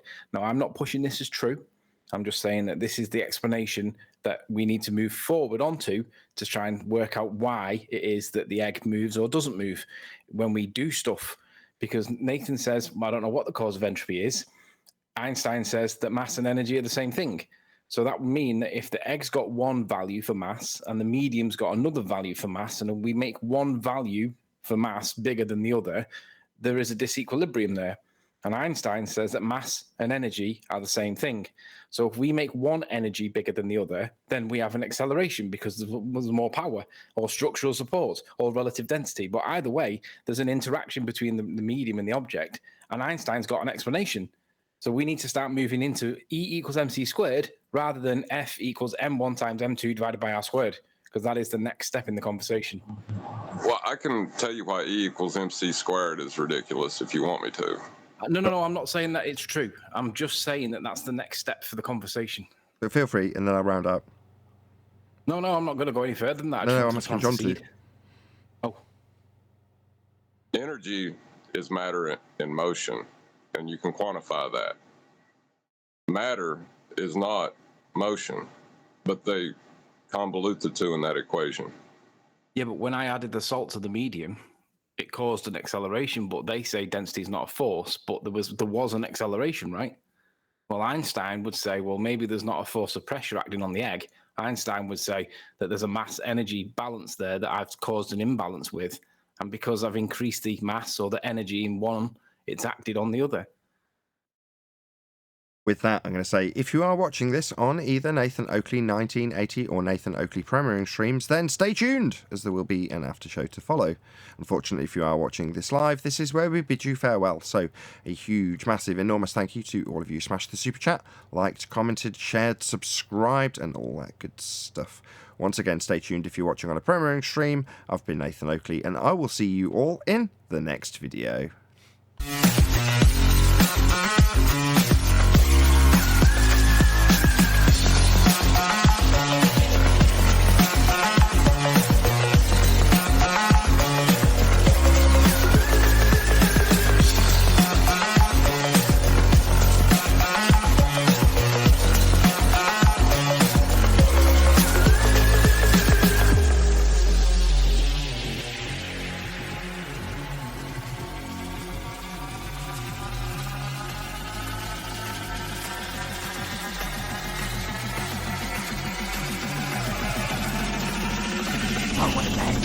What a lovely day!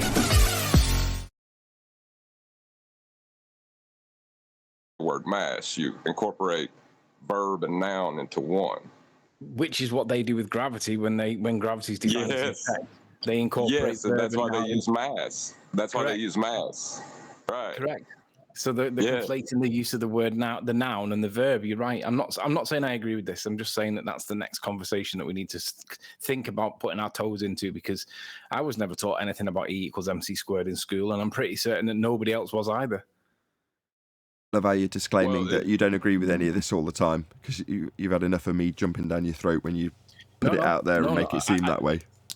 No, I actually agree with him with respect to what he says about mass and energy. I just don't agree with how he applies it to Narnia, because if he applied it on Earth, he would end up with relative density, but he didn't do it on Earth. He did it in Narnia instead and ended up with bendy spacetime.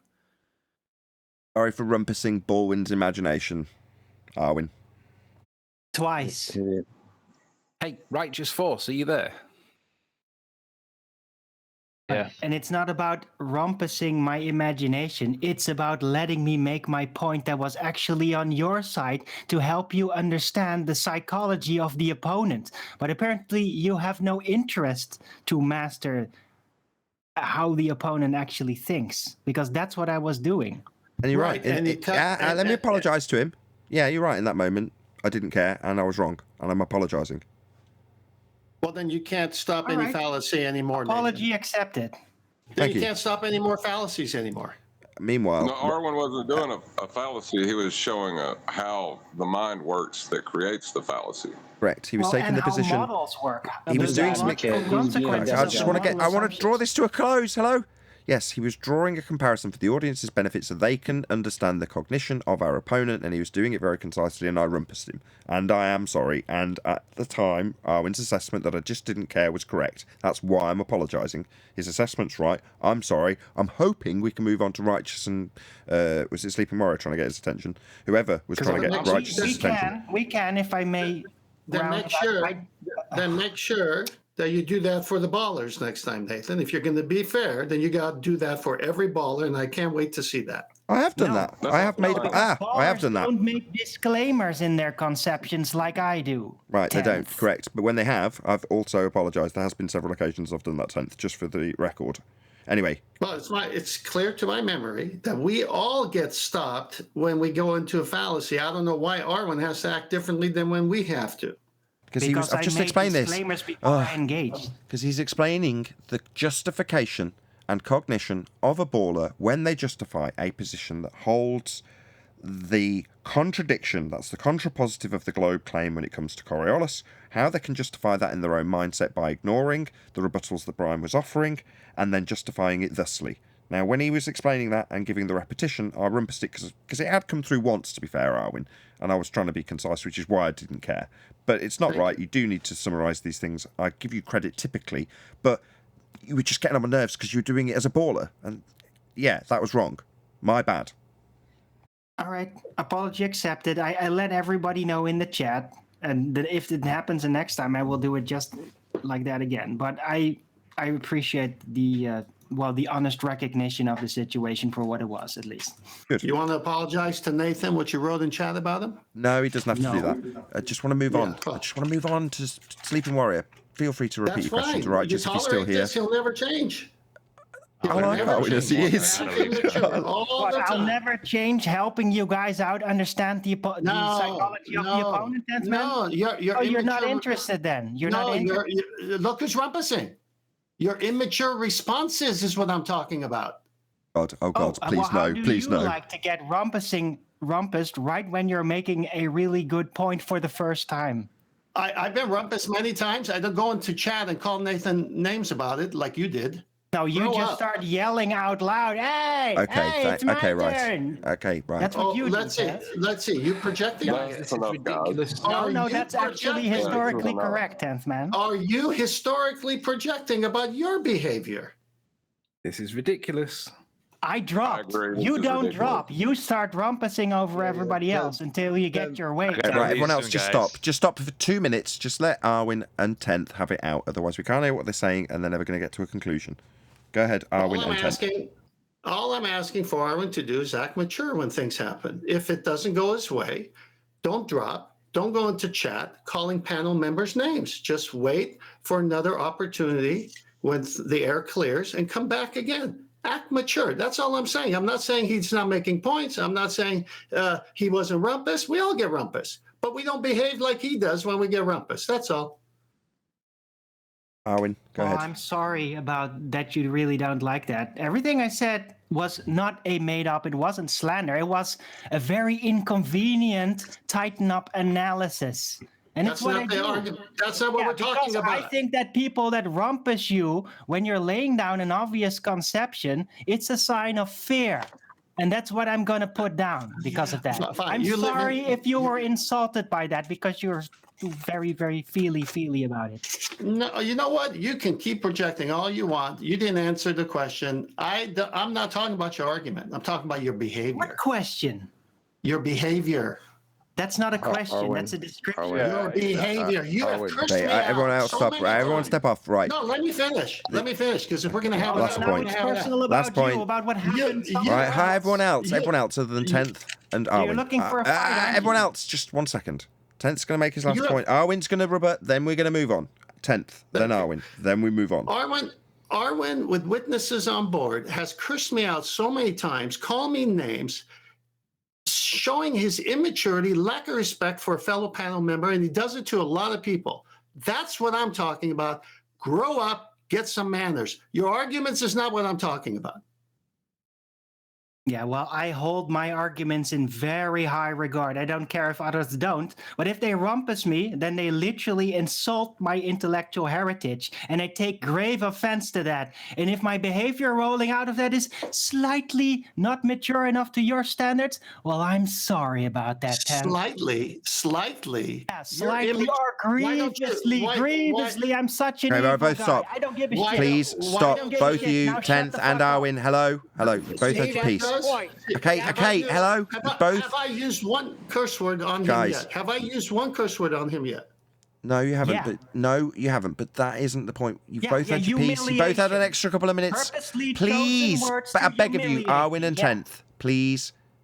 I just want to move on. I'm sorry, he called me childish. That's a direct insult. That's your behavior. That's your behavior. No, that's an insult. That's your behavior. I'm calling you out. No. Yeah, you're wrong. Arwin, it's an insult. You're insulting me right now, and you say that you don't insult me? Sometimes you act. Look in the mirror, man.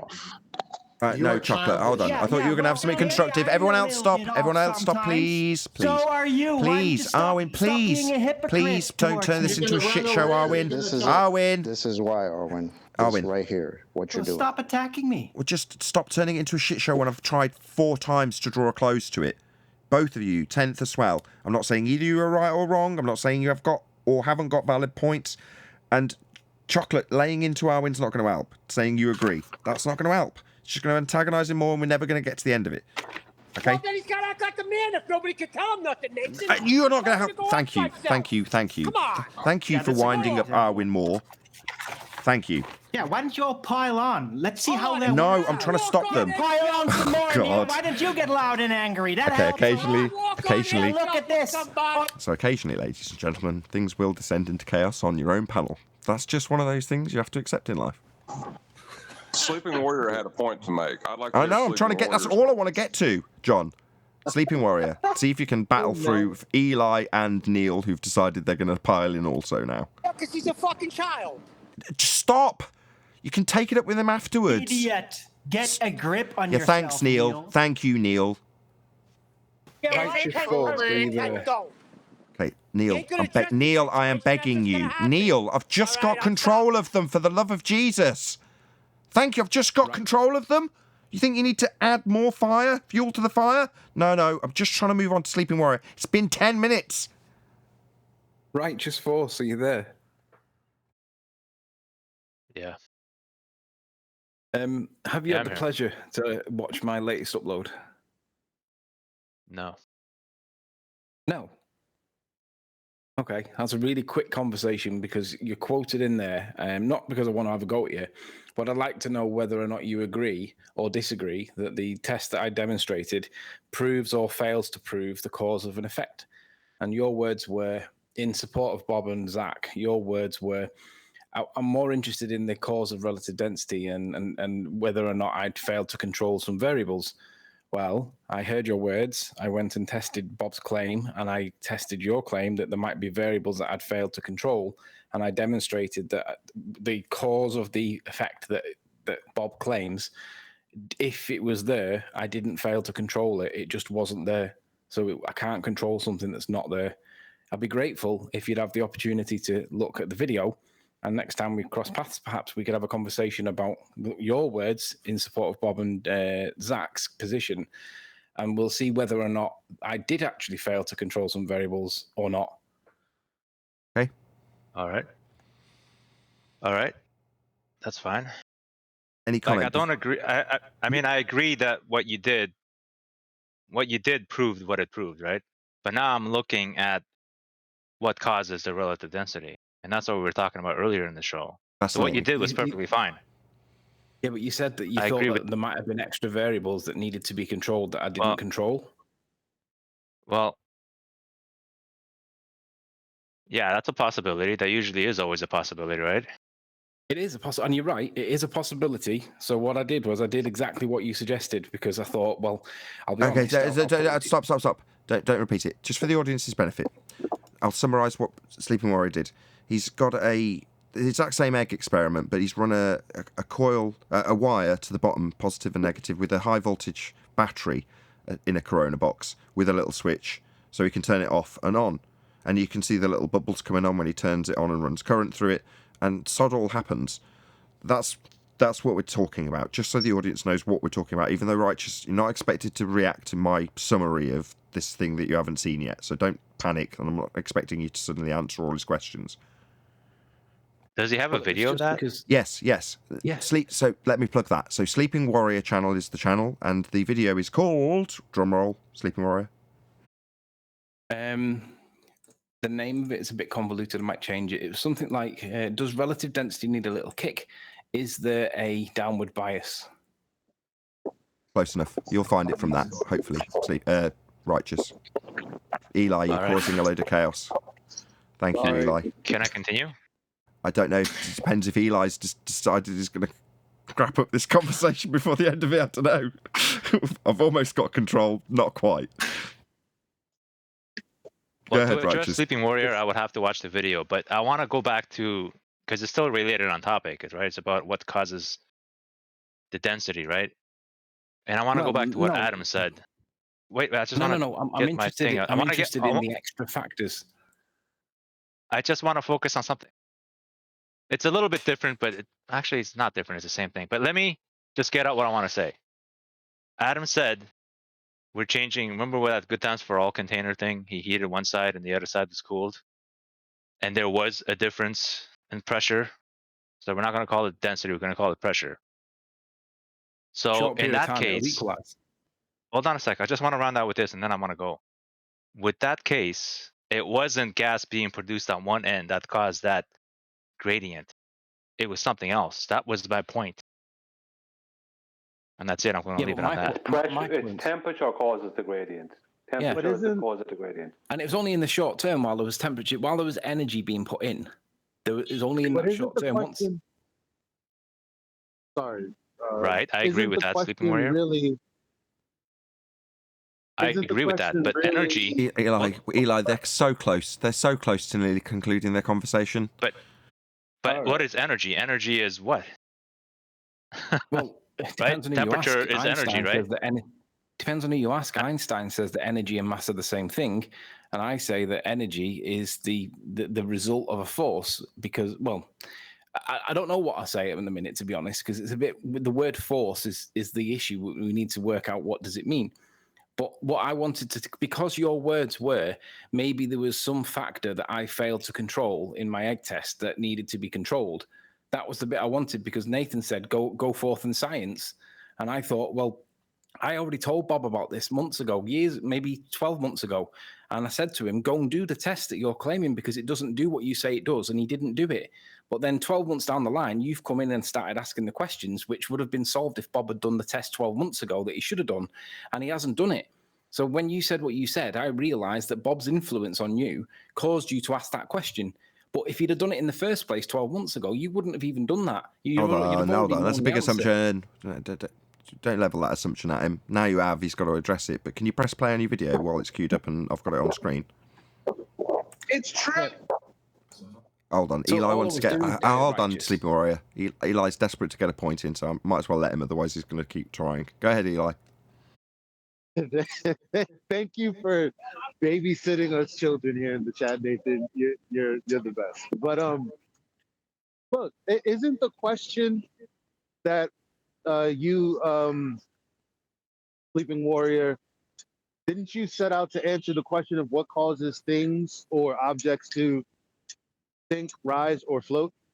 Yeah, what causes acceleration if it's not gravity?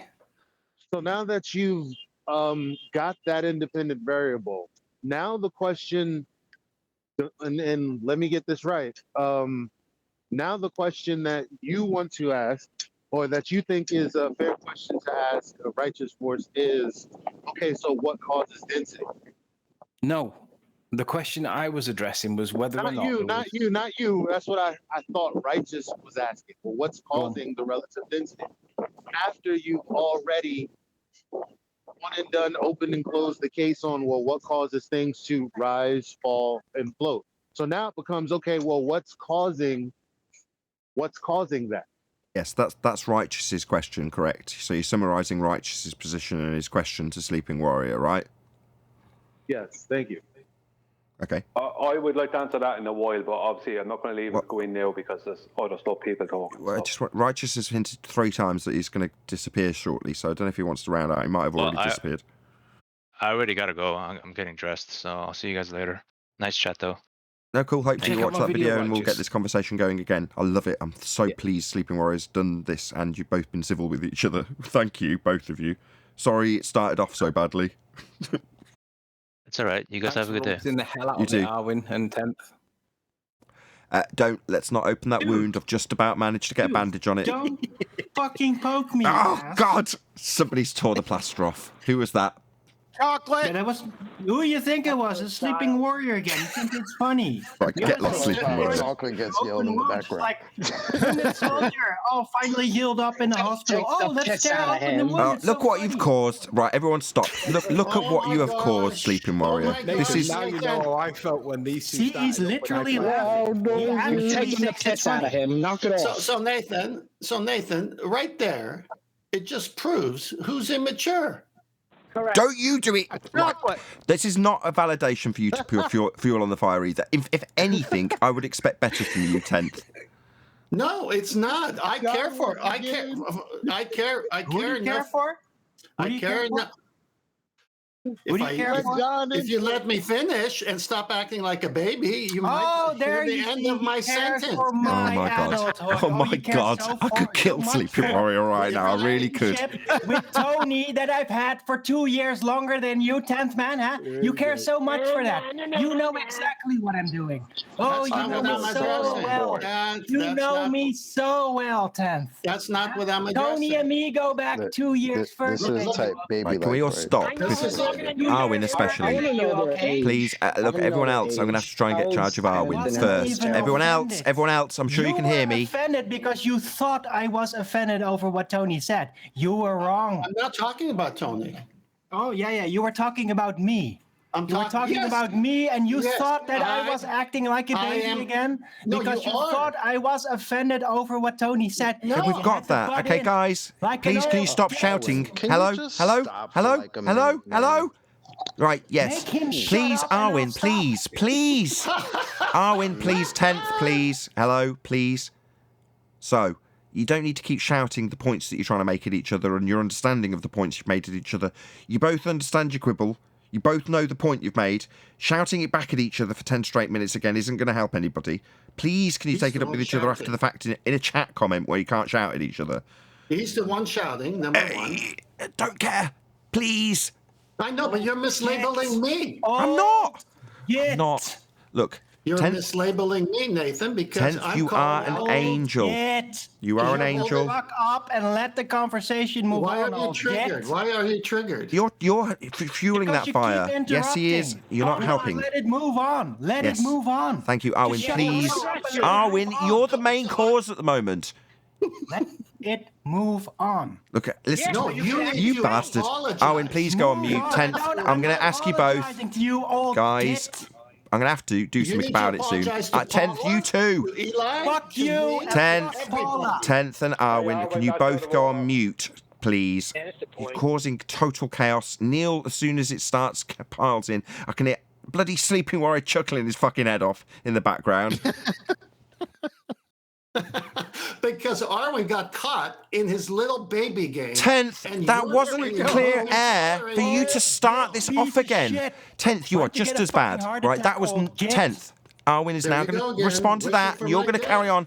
This is a complete shit show, and you are... Because of Arwin. Because of Arwin. No, it's not. It's your helping. God. Nathan, he just told the Whose alarm's going off? You're not going to address that? You got to be kidding me. Whose alarm's going off? Turn that shit off. Chocolate. Of course he wants it to move on. Son of a bitch. The same. Nathan, stop. Nathan, stop. Fucking grow up, Owen. Oh, I have to grow up? Look at you. Oh, God. Look at you. You spent, all of you combined, spent 15 minutes whining over my conduct. You're a bunch of bitches. You're a bunch of bitches. This is let me stop, right? Let me have my dig at Arwin now, Chocolate. No, that's pure projection, right? This is handbags at dawn, and you're calling us bitches. No, right? This is bitch behaviour, and I'm sick of it. Not right? you, All of you, whoever's interrupting right now, that is you included. It was Arwin. Please, can we just put a lid on it? Thank I'm you. all for it. Thank you. I want to talk to Anthony.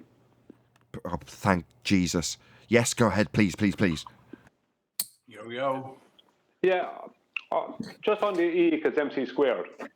I mean, to me, that makes a lot of sense. Yeah. In reality, because as I said before, I think it was John that was talking John Shelton. If I burn a log, then it reduces the ashes, and I get heat off of it. Where does the log go? Is it coming back? You know what I mean? Well, you've used the mass and burnt it, and the energy's been released, but you've not got that energy anymore. The energy's dispersed. Yeah, it's transformed into something else. Transformed into ashes and heat or energy, if people want to call it energy. Here's the thing, right? Here's the thing. E equals MC squared is something that we've heard about, but none of us have ever understood the context in which they talk about it, because it's never really applied to us in real world. However, when you use the word structural support, and I use the word or the phrase relative density, disequilibrium, we realize that there's something relative going on. There is an interaction between the object in question in the medium it's in. That's why when you put things into a vacuum and there's no medium, mass is greater than zero, therefore there is a displacement. There's no structural support, there's no medium to interact with. So from that context, you can understand how E equals mc squared would be a perfectly acceptable explanation for the behavior of matter. Now, I'm not saying he's right, but with respect to that point about mass and energy being interchangeable, if you cause an imbalance in the energy, you're going to get a force because you've got an imbalance of that energy that Einstein said was mass and interchangeable. Not that I'm saying he's right. But what I'm saying is we're all asking the question now, and it is the next part of the conversation. And we seem to be there. We seem to be at that point. Ball earthers won't be at that point. We're way down the line of them. Totally agree. But it's good if we start talking about E equals mc squared and how Newton's wrong, they're going to have to be dragged into it. Now, we don't have to push Einstein as true, or we don't have to push Einstein as wrong. But if we move the conversation towards Einstein, then who's the one that's talking science if we're talking about Einstein compared to these numpties that are talking about Newtonian that was replaced in 1915? Nobody would be talking about science in that scenario. Okay, correct. All right, I retract the word science. We're talking about the current position by pseudoscience. Aren't they moving away from Einstein, though? Like, just recently? Because they know he's wrong. No, hold on. Let's just correct that also. Hold on. Moving away from him. They haven't got to him yet. No, I think Eli means the mainstream. He means popular science. The mainstream, yeah. That's a question for QE. Is he there? Yeah. I thought I heard him. That son of a bitch chalk that caused all this mess. That's not what I was asking. Right, you've got the namesake quantum eraser, and they're asking, essentially, is the standpoint I suggest that the anti-flat earthers certainly haven't reached yet. They're still 106 years out of date, and we're not at the stage that Sleeping Warrior is saying, I don't agree with this, but we're discussing it because it brings us to questioning the paradigm, essentially questioning where we get entropy. But the question on the table is, isn't mainstream science, in quotes, although I jumped down Anthony's neck for it, veering away from Einstein? That's the question.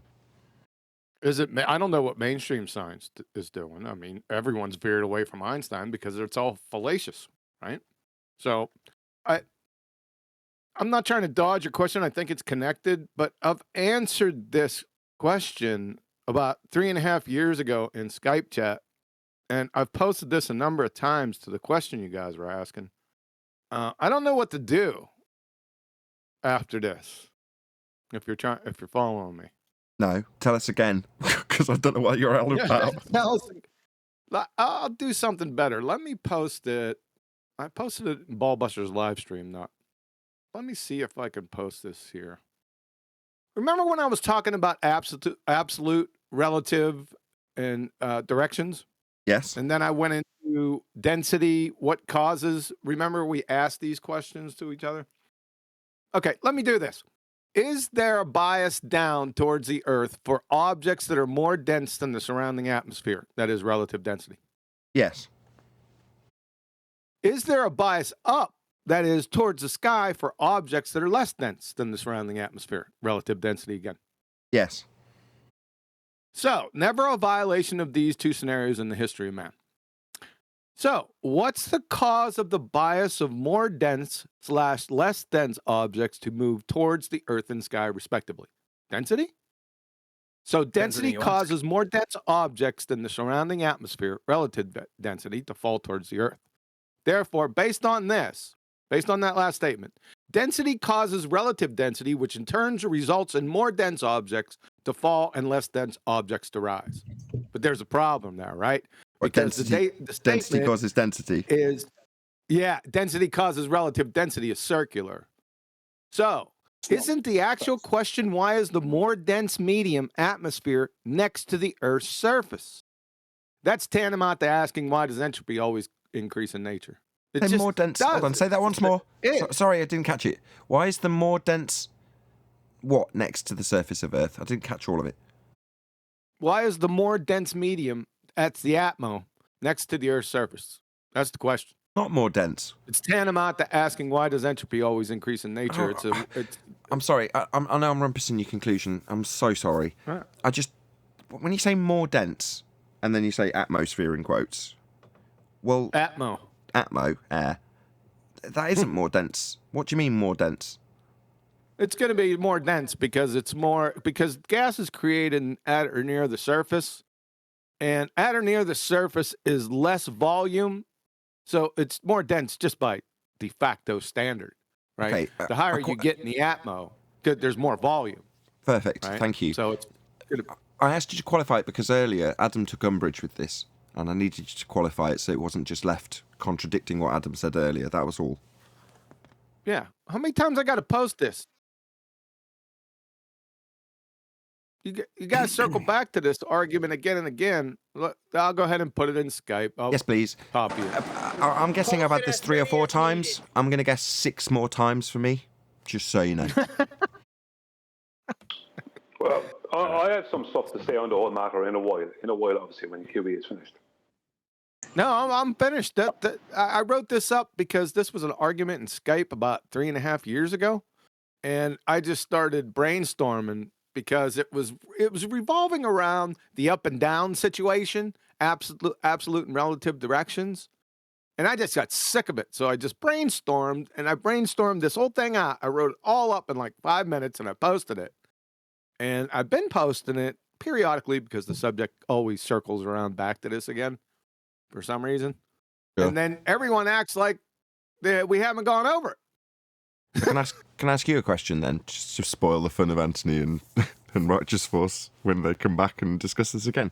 So, do we have that son of a bitch chocolate doesn't interrupt? Yeah. We'll see how we get on. Is there... Go, chocolate, go. I can see you on that mute button. Yeah, I was going to say, you must really miss me, man. You keep saying my damn name. What's going on there, buddy? Yeah, you're cool. It's all right. I'm just messing. Is there an absolute down, Quantum Eraser? Is there an absolute Is down an absolute direction? Sorry, bad phrasing. No. That's the first part of the presentation. Here's the first part. Absolute. Viewed or existing independently and not in relation to other things, not relative or comparative. That's absolute. Relative, on the other hand, is just how it sounds, considered in relation or in proportion to something else, right? The directions east, south, or west can only be identified in relation to north, right? Left can only be identified in relation to right, and vice versa. Forward can only be identified in relation to backwards, and vice versa. Up can only be identified in relation to down and vice versa. This is self-evident. Well, duh. Magnetic north is the only absolute objective direction, right? Can you identify east and west and south without magnetic north? Nope. Can you identify magnetic north without east, west, and south? Yep. It's objective. Yep. Can you have forward without backward? Nope. Can you have left without right? Nope. Can you have up without down? Nope. So let me copy this. Can you have more copy dense it? I'll without put it less in. dense? I'll put it in Skype. Only Go a on. Sith deals in absolutes. I'll do it. Can you have more dense than less without less dense? No. There you go. So when you said before, if relative density, then density, or if density, then relative density, that was a misrepresentation because that's not the claim, is it? It's right. If there is a differential between the two densities, then an acceleration will occur. And Einstein says that mass and energy are interchangeable. Now, I'm not saying that I agree with Einstein. I'm saying that he says that if you have 2 different levels of mass, you have 2 different levels of energy. Therefore, an acceleration will occur because you've got 2 different energies pressing against each other. I don't see how that impacts what I just said. Maybe I missed it. Well, it contrasts from what you said to something that you didn't say. You said if density, then relative density, and made it sound like a circular. But actually, it's if circular. 2 masses of different 2 different quantas, then you have 2 different masses. energies. Yeah, 2 mass well, and you energy have to define mass then. They're What's interchangeable. Mass and energy are interchangeable according to E equals mc squared. You tell me when you're done. What Anthony's doing is introducing disequilibrium. That doesn't two impact my different levels of argument. energy. It stands as it lays. No. Also, the vector is the effect that's being studied. Yeah. So no vector, no like, effect. So, like when you've got two wrestlers, and you've got fat guy and skinny guy, and you've got the grapple that happens between them, that's the interaction between the mass. But if you've got two different energies between the mass, then you get an acceleration, and that's what E equals mc squared can explain. Now, I'm not saying that he's right. I'm not saying he's wrong. I'm just saying that energy and mass are interchangeable, and where you've got a differential... No, they're not. That's your problem. That's the problem. They're not. Right. And you can't define mass. I'm just saying he does say that. Well, that's the basis of your premise. Listen, John got it right before the other John when he said that he... Listen, John got it right before when he said that Einstein uses the noun and the verb and interchanges them. And he's quite right. That is exactly what he's doing. But however, I'm just correcting when you said if density, then relative density. No, if two different values for the energy or the mass, then we have an imbalance of pressure, an imbalance of force, because energy and matter are the same thing, according to Einstein. Yeah, but you're not, there's the problem. You're starting with disequilibrium then. Which is an imbalance in energy. According to Einstein, but that premise is wrong. I'm not saying it's right, but I'm just correcting what you said before when you said if density, then relative density. That's not a correction onto that statement. It is a correction because it's not. The statement isn't if density, then relative density. It's if density value not equal to other density value, then there is a force. And Einstein would say that's because there's two different energies. I'll try it again. I've said it. Hold on, QE. And again. I've tried. I've said it 4 times. Anthony's then saying, if disequilibrium, that's his starting point. Yeah, I don't see how that impacts what I said. I'm sorry, I'm not catching. Okay, let me explain it. Let me explain it again. So whether he's right or wrong is not the point. My point is, at this point, this conversation is moving towards this point. Because the density of one is being compared to the density of the other, and we can see an acceleration, Einstein would argue that because mass and energy are interchangeable words, he would say that there is greater energy in the medium and displaces the object, or vice versa, and we're adding energy by adding salt to the medium, and that's causing an acceleration. So he would say the energy of the medium is greater than the energy of the egg. I have no idea what you're talking about. E equals I think I can resolve this. E doesn't equal MC squared. That's the problem. I know. I agree. So does John. Right, John's going to hold on. John's going to summarize it for QE in a second, but he's not actually fighting for this cause, QE. He's just expressing what Einstein would explain in this scenario with the example of the egg movement when you've got a disequilibrium introduced by the salt. He's saying it's interchangeably described by Einstein as an increase in energy. Your rebuttal is that isn't comparable. It doesn't in any way change my debunking, and it doesn't speak to it. And he's just describing how Einstein would describe this scenario, not that he agrees with it. But I think I see, but yeah. The reason why I'm pushing it, QE, is because the further away we can get them from Newton, the better. Because Einstein's a bullshit argument that they've got to go into because that's the current position. Well, we've got an explanation with the current bullshit argument that they've got to adopt because that's the current position in science. And if I've got that wrong, then I'll be corrected. But ultimately, pulling them away from Newtonian gravitation is only a good thing. Well, I've been trying to do that for about 4 years now. That's why that's why I peppered it earlier by saying they haven't got there yet. When somebody asked, oh, well, aren't mainstream science, in quotes, moving away from this now? It's like, yeah, the anti-flat earthers haven't even got to it. They don't even want to accept Einstein. And this reminds me of QE's earlier presentations, where it's like, look, I've got to get them to accept their current bullshit before I can pummel it. And that's basically what Anthony's saying. You've got to get them to the stage where they're actually relinquishing the 106-year, nearly 107-year out-of-date mass-attracting mass nonsense and get them to actually align with their current shite, which is Einsteinian nonsense, so that you can pummel it into the middle of oblivion. But he's expressing how he understands it or putting his opponent's position so that he's never going to get caught out on what their position is. That's all he's doing. Okay. Sorry, Shui. I'm waiting for John, actually. I'm sorry, Brian. John wanted to summarize this. Well, I think what we have is it's what happens when you use ambiguities in mathematics and you don't rigorously define, your quantas, as you call them, because they're not going to define energy and they're not going to define mass. And then they're just going to flip between all those different words to try to give whatever bullshit they want to pass at the time. Pardon my French, but it's nonsense. Yep.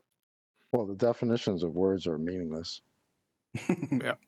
Shout out to Rufus. Brian, go ahead. Retracted. Well done. Yeah. What I would say is that if we're going to look at the E equals MC squared, if we're going to look at E equals MC squared, then the best place to start is where they are trying to implement it in our world today. And that is in the tokamak hydrogen fusion reactors. Because that's the premise they're working off of with hydrogen fusion, that they are filling a chamber with hydrogen and they are heating it to an extreme degree and until it becomes a plasma. Then they're using an electromagnetic coil at the base. That's not correct. I just can't remember the term for now. At the base of the chamber, which holds the plasma, because the plasma is too hot for a container. That nothing can contain it. So they hold the plasma and they fuse it. So they're turning hydrogen back into helium. So they end up with helium, and they end up with tritium, which I think is an isotope. I think it's hydrogen-3, which is a waste product of it, I think. And they end up with energy. Now, what's created in there is a lot of light. Now, I'm just going to go out on a limb, and I think I've said it before, that I believe light is like the very last step. Is that it's the least dense of all things.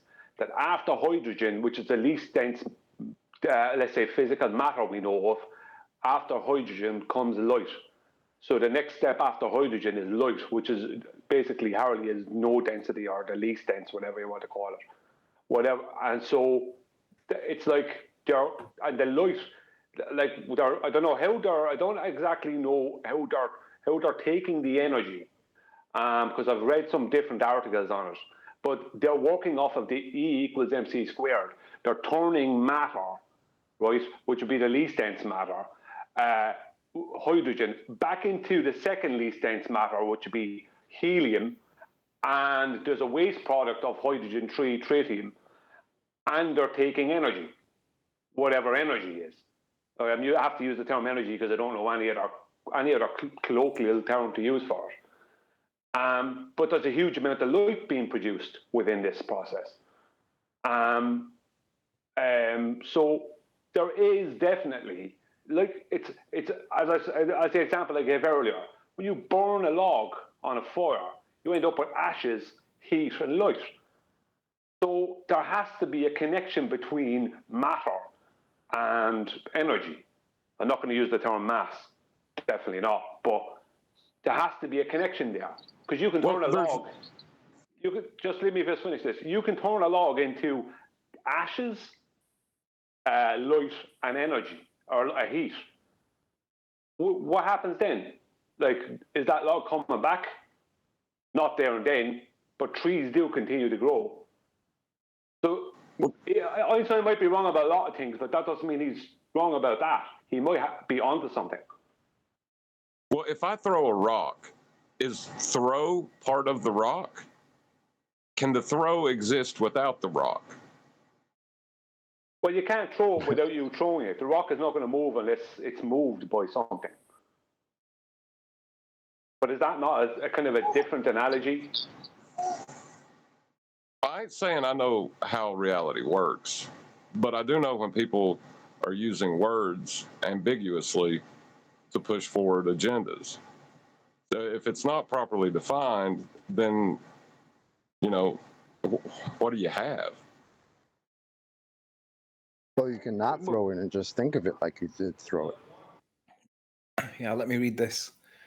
You might want to screen share, Nathan. It says, in physical theories prior to that of special relativity, mass and energy were viewed as distinct entities, and that's what Newton did, right? Newton looked at the apple, and then he ascribed energy to it and described that F equals ma mathematically, or a force was needed to accelerate it. That was Newton, right? Furthermore, the energy of a body at rest could be assigned an arbitrary value. So think of the egg at rest can be assigned an arbitrary value. In special relativity, however, the energy of a body at rest is determined to be mc squared. So that egg in equilibrium will be determined to be mc squared. Thus, each body of rest mass, m, possesses mc squared of rest energy. So the egg possesses rest energy, which potentially is available for conversion to other forms of energy. Well, that would include kinetic energy, right? The mass-energy relation, moreover, implies that if energy is released from the body as a result of such a conversion, well, adding more mass to that might be one of the ways to do that, then the rest mass of the body will decrease. Well, that's an acceleration, is it not? Such a conversion of rest energy to other forms of energy occurs in ordinary chemical reactions, but much larger conversions occur in nuclear reactions. Notice how it doesn't talk about relative density there, but you can slide it in perfectly. Now, again, I'm not saying that this is right. I'm just saying that this is what Einstein says. But it explains why the egg moves. And I'm like, hang on a minute. Why did we never learn about this? And it's because it was like, oh, Einstein can explain this, but we're not going to tell you about it. You flat earthers are going to have to go and work it out for yourself. Now, I might be wrong with this, but I'm saying that it's not as density is not a force. It's not as cut and dry as that, because Einstein does have an explanation that explains that the rest energy of the egg and the rest energy of the medium it's in, if they can be varied, then you get a form of energy called kinetic energy, and we can cause that. So I'm saying that this makes sense to me, and Brian will relate to this. John will dismiss it, and rightly so, but the other John will say, this is all conflating the verb with the noun, and he's quite right. But in any way, wherever this conversation goes next, we've got to start talking about this so that they have to drag them up to the current position to get away with this Newtonian nonsense, right? Nathan, do you see what I'm saying? I do, but I had John object halfway through in the middle of your paragraph, so I'll let that objection get through and then I'm going to round out. So go ahead, John. I would just like, every time that it mentions the word energy or mass, I would like a definition so that I can understand what they're talking about before I agree to or disagree to anything. Well, because if you don't define it, then you're just speaking gibberish. You could just be saying goo goo gaga at that. Let me answer that colloquially. Every time they say energy or mass, I'm thinking energy or mass equals relative density. It's the relative density that he's talking about. So the mass per unit volume, or the amount of matter in that, like ping pong ball and golf ball, similar size, behave very differently in water. So that is what I'm thinking in my head when he says about energy and mass. Now, you have to define those terms. Agree. So I like hearing myself back through that. I concur. This is John Squared. I concur with everything that John just said. I was thinking that same thing when you were on your ramble. You need to define energy. You need to define mass. You need to define rest mass, right? You need to define every single term that you used, because it's all convoluted horsepucky. Right. We're trying to adhere to the Socratic method in terms of agreeing on what we're talking about. And if we're not defining what energy and mass are, then we might as well be talking in different languages to each other. We are. We are, because we're talking about Einsteinian, but this is going to be where I round out. I'm sorry to the guys in G+. Right. Did you want one last word on this, QE? Go ahead.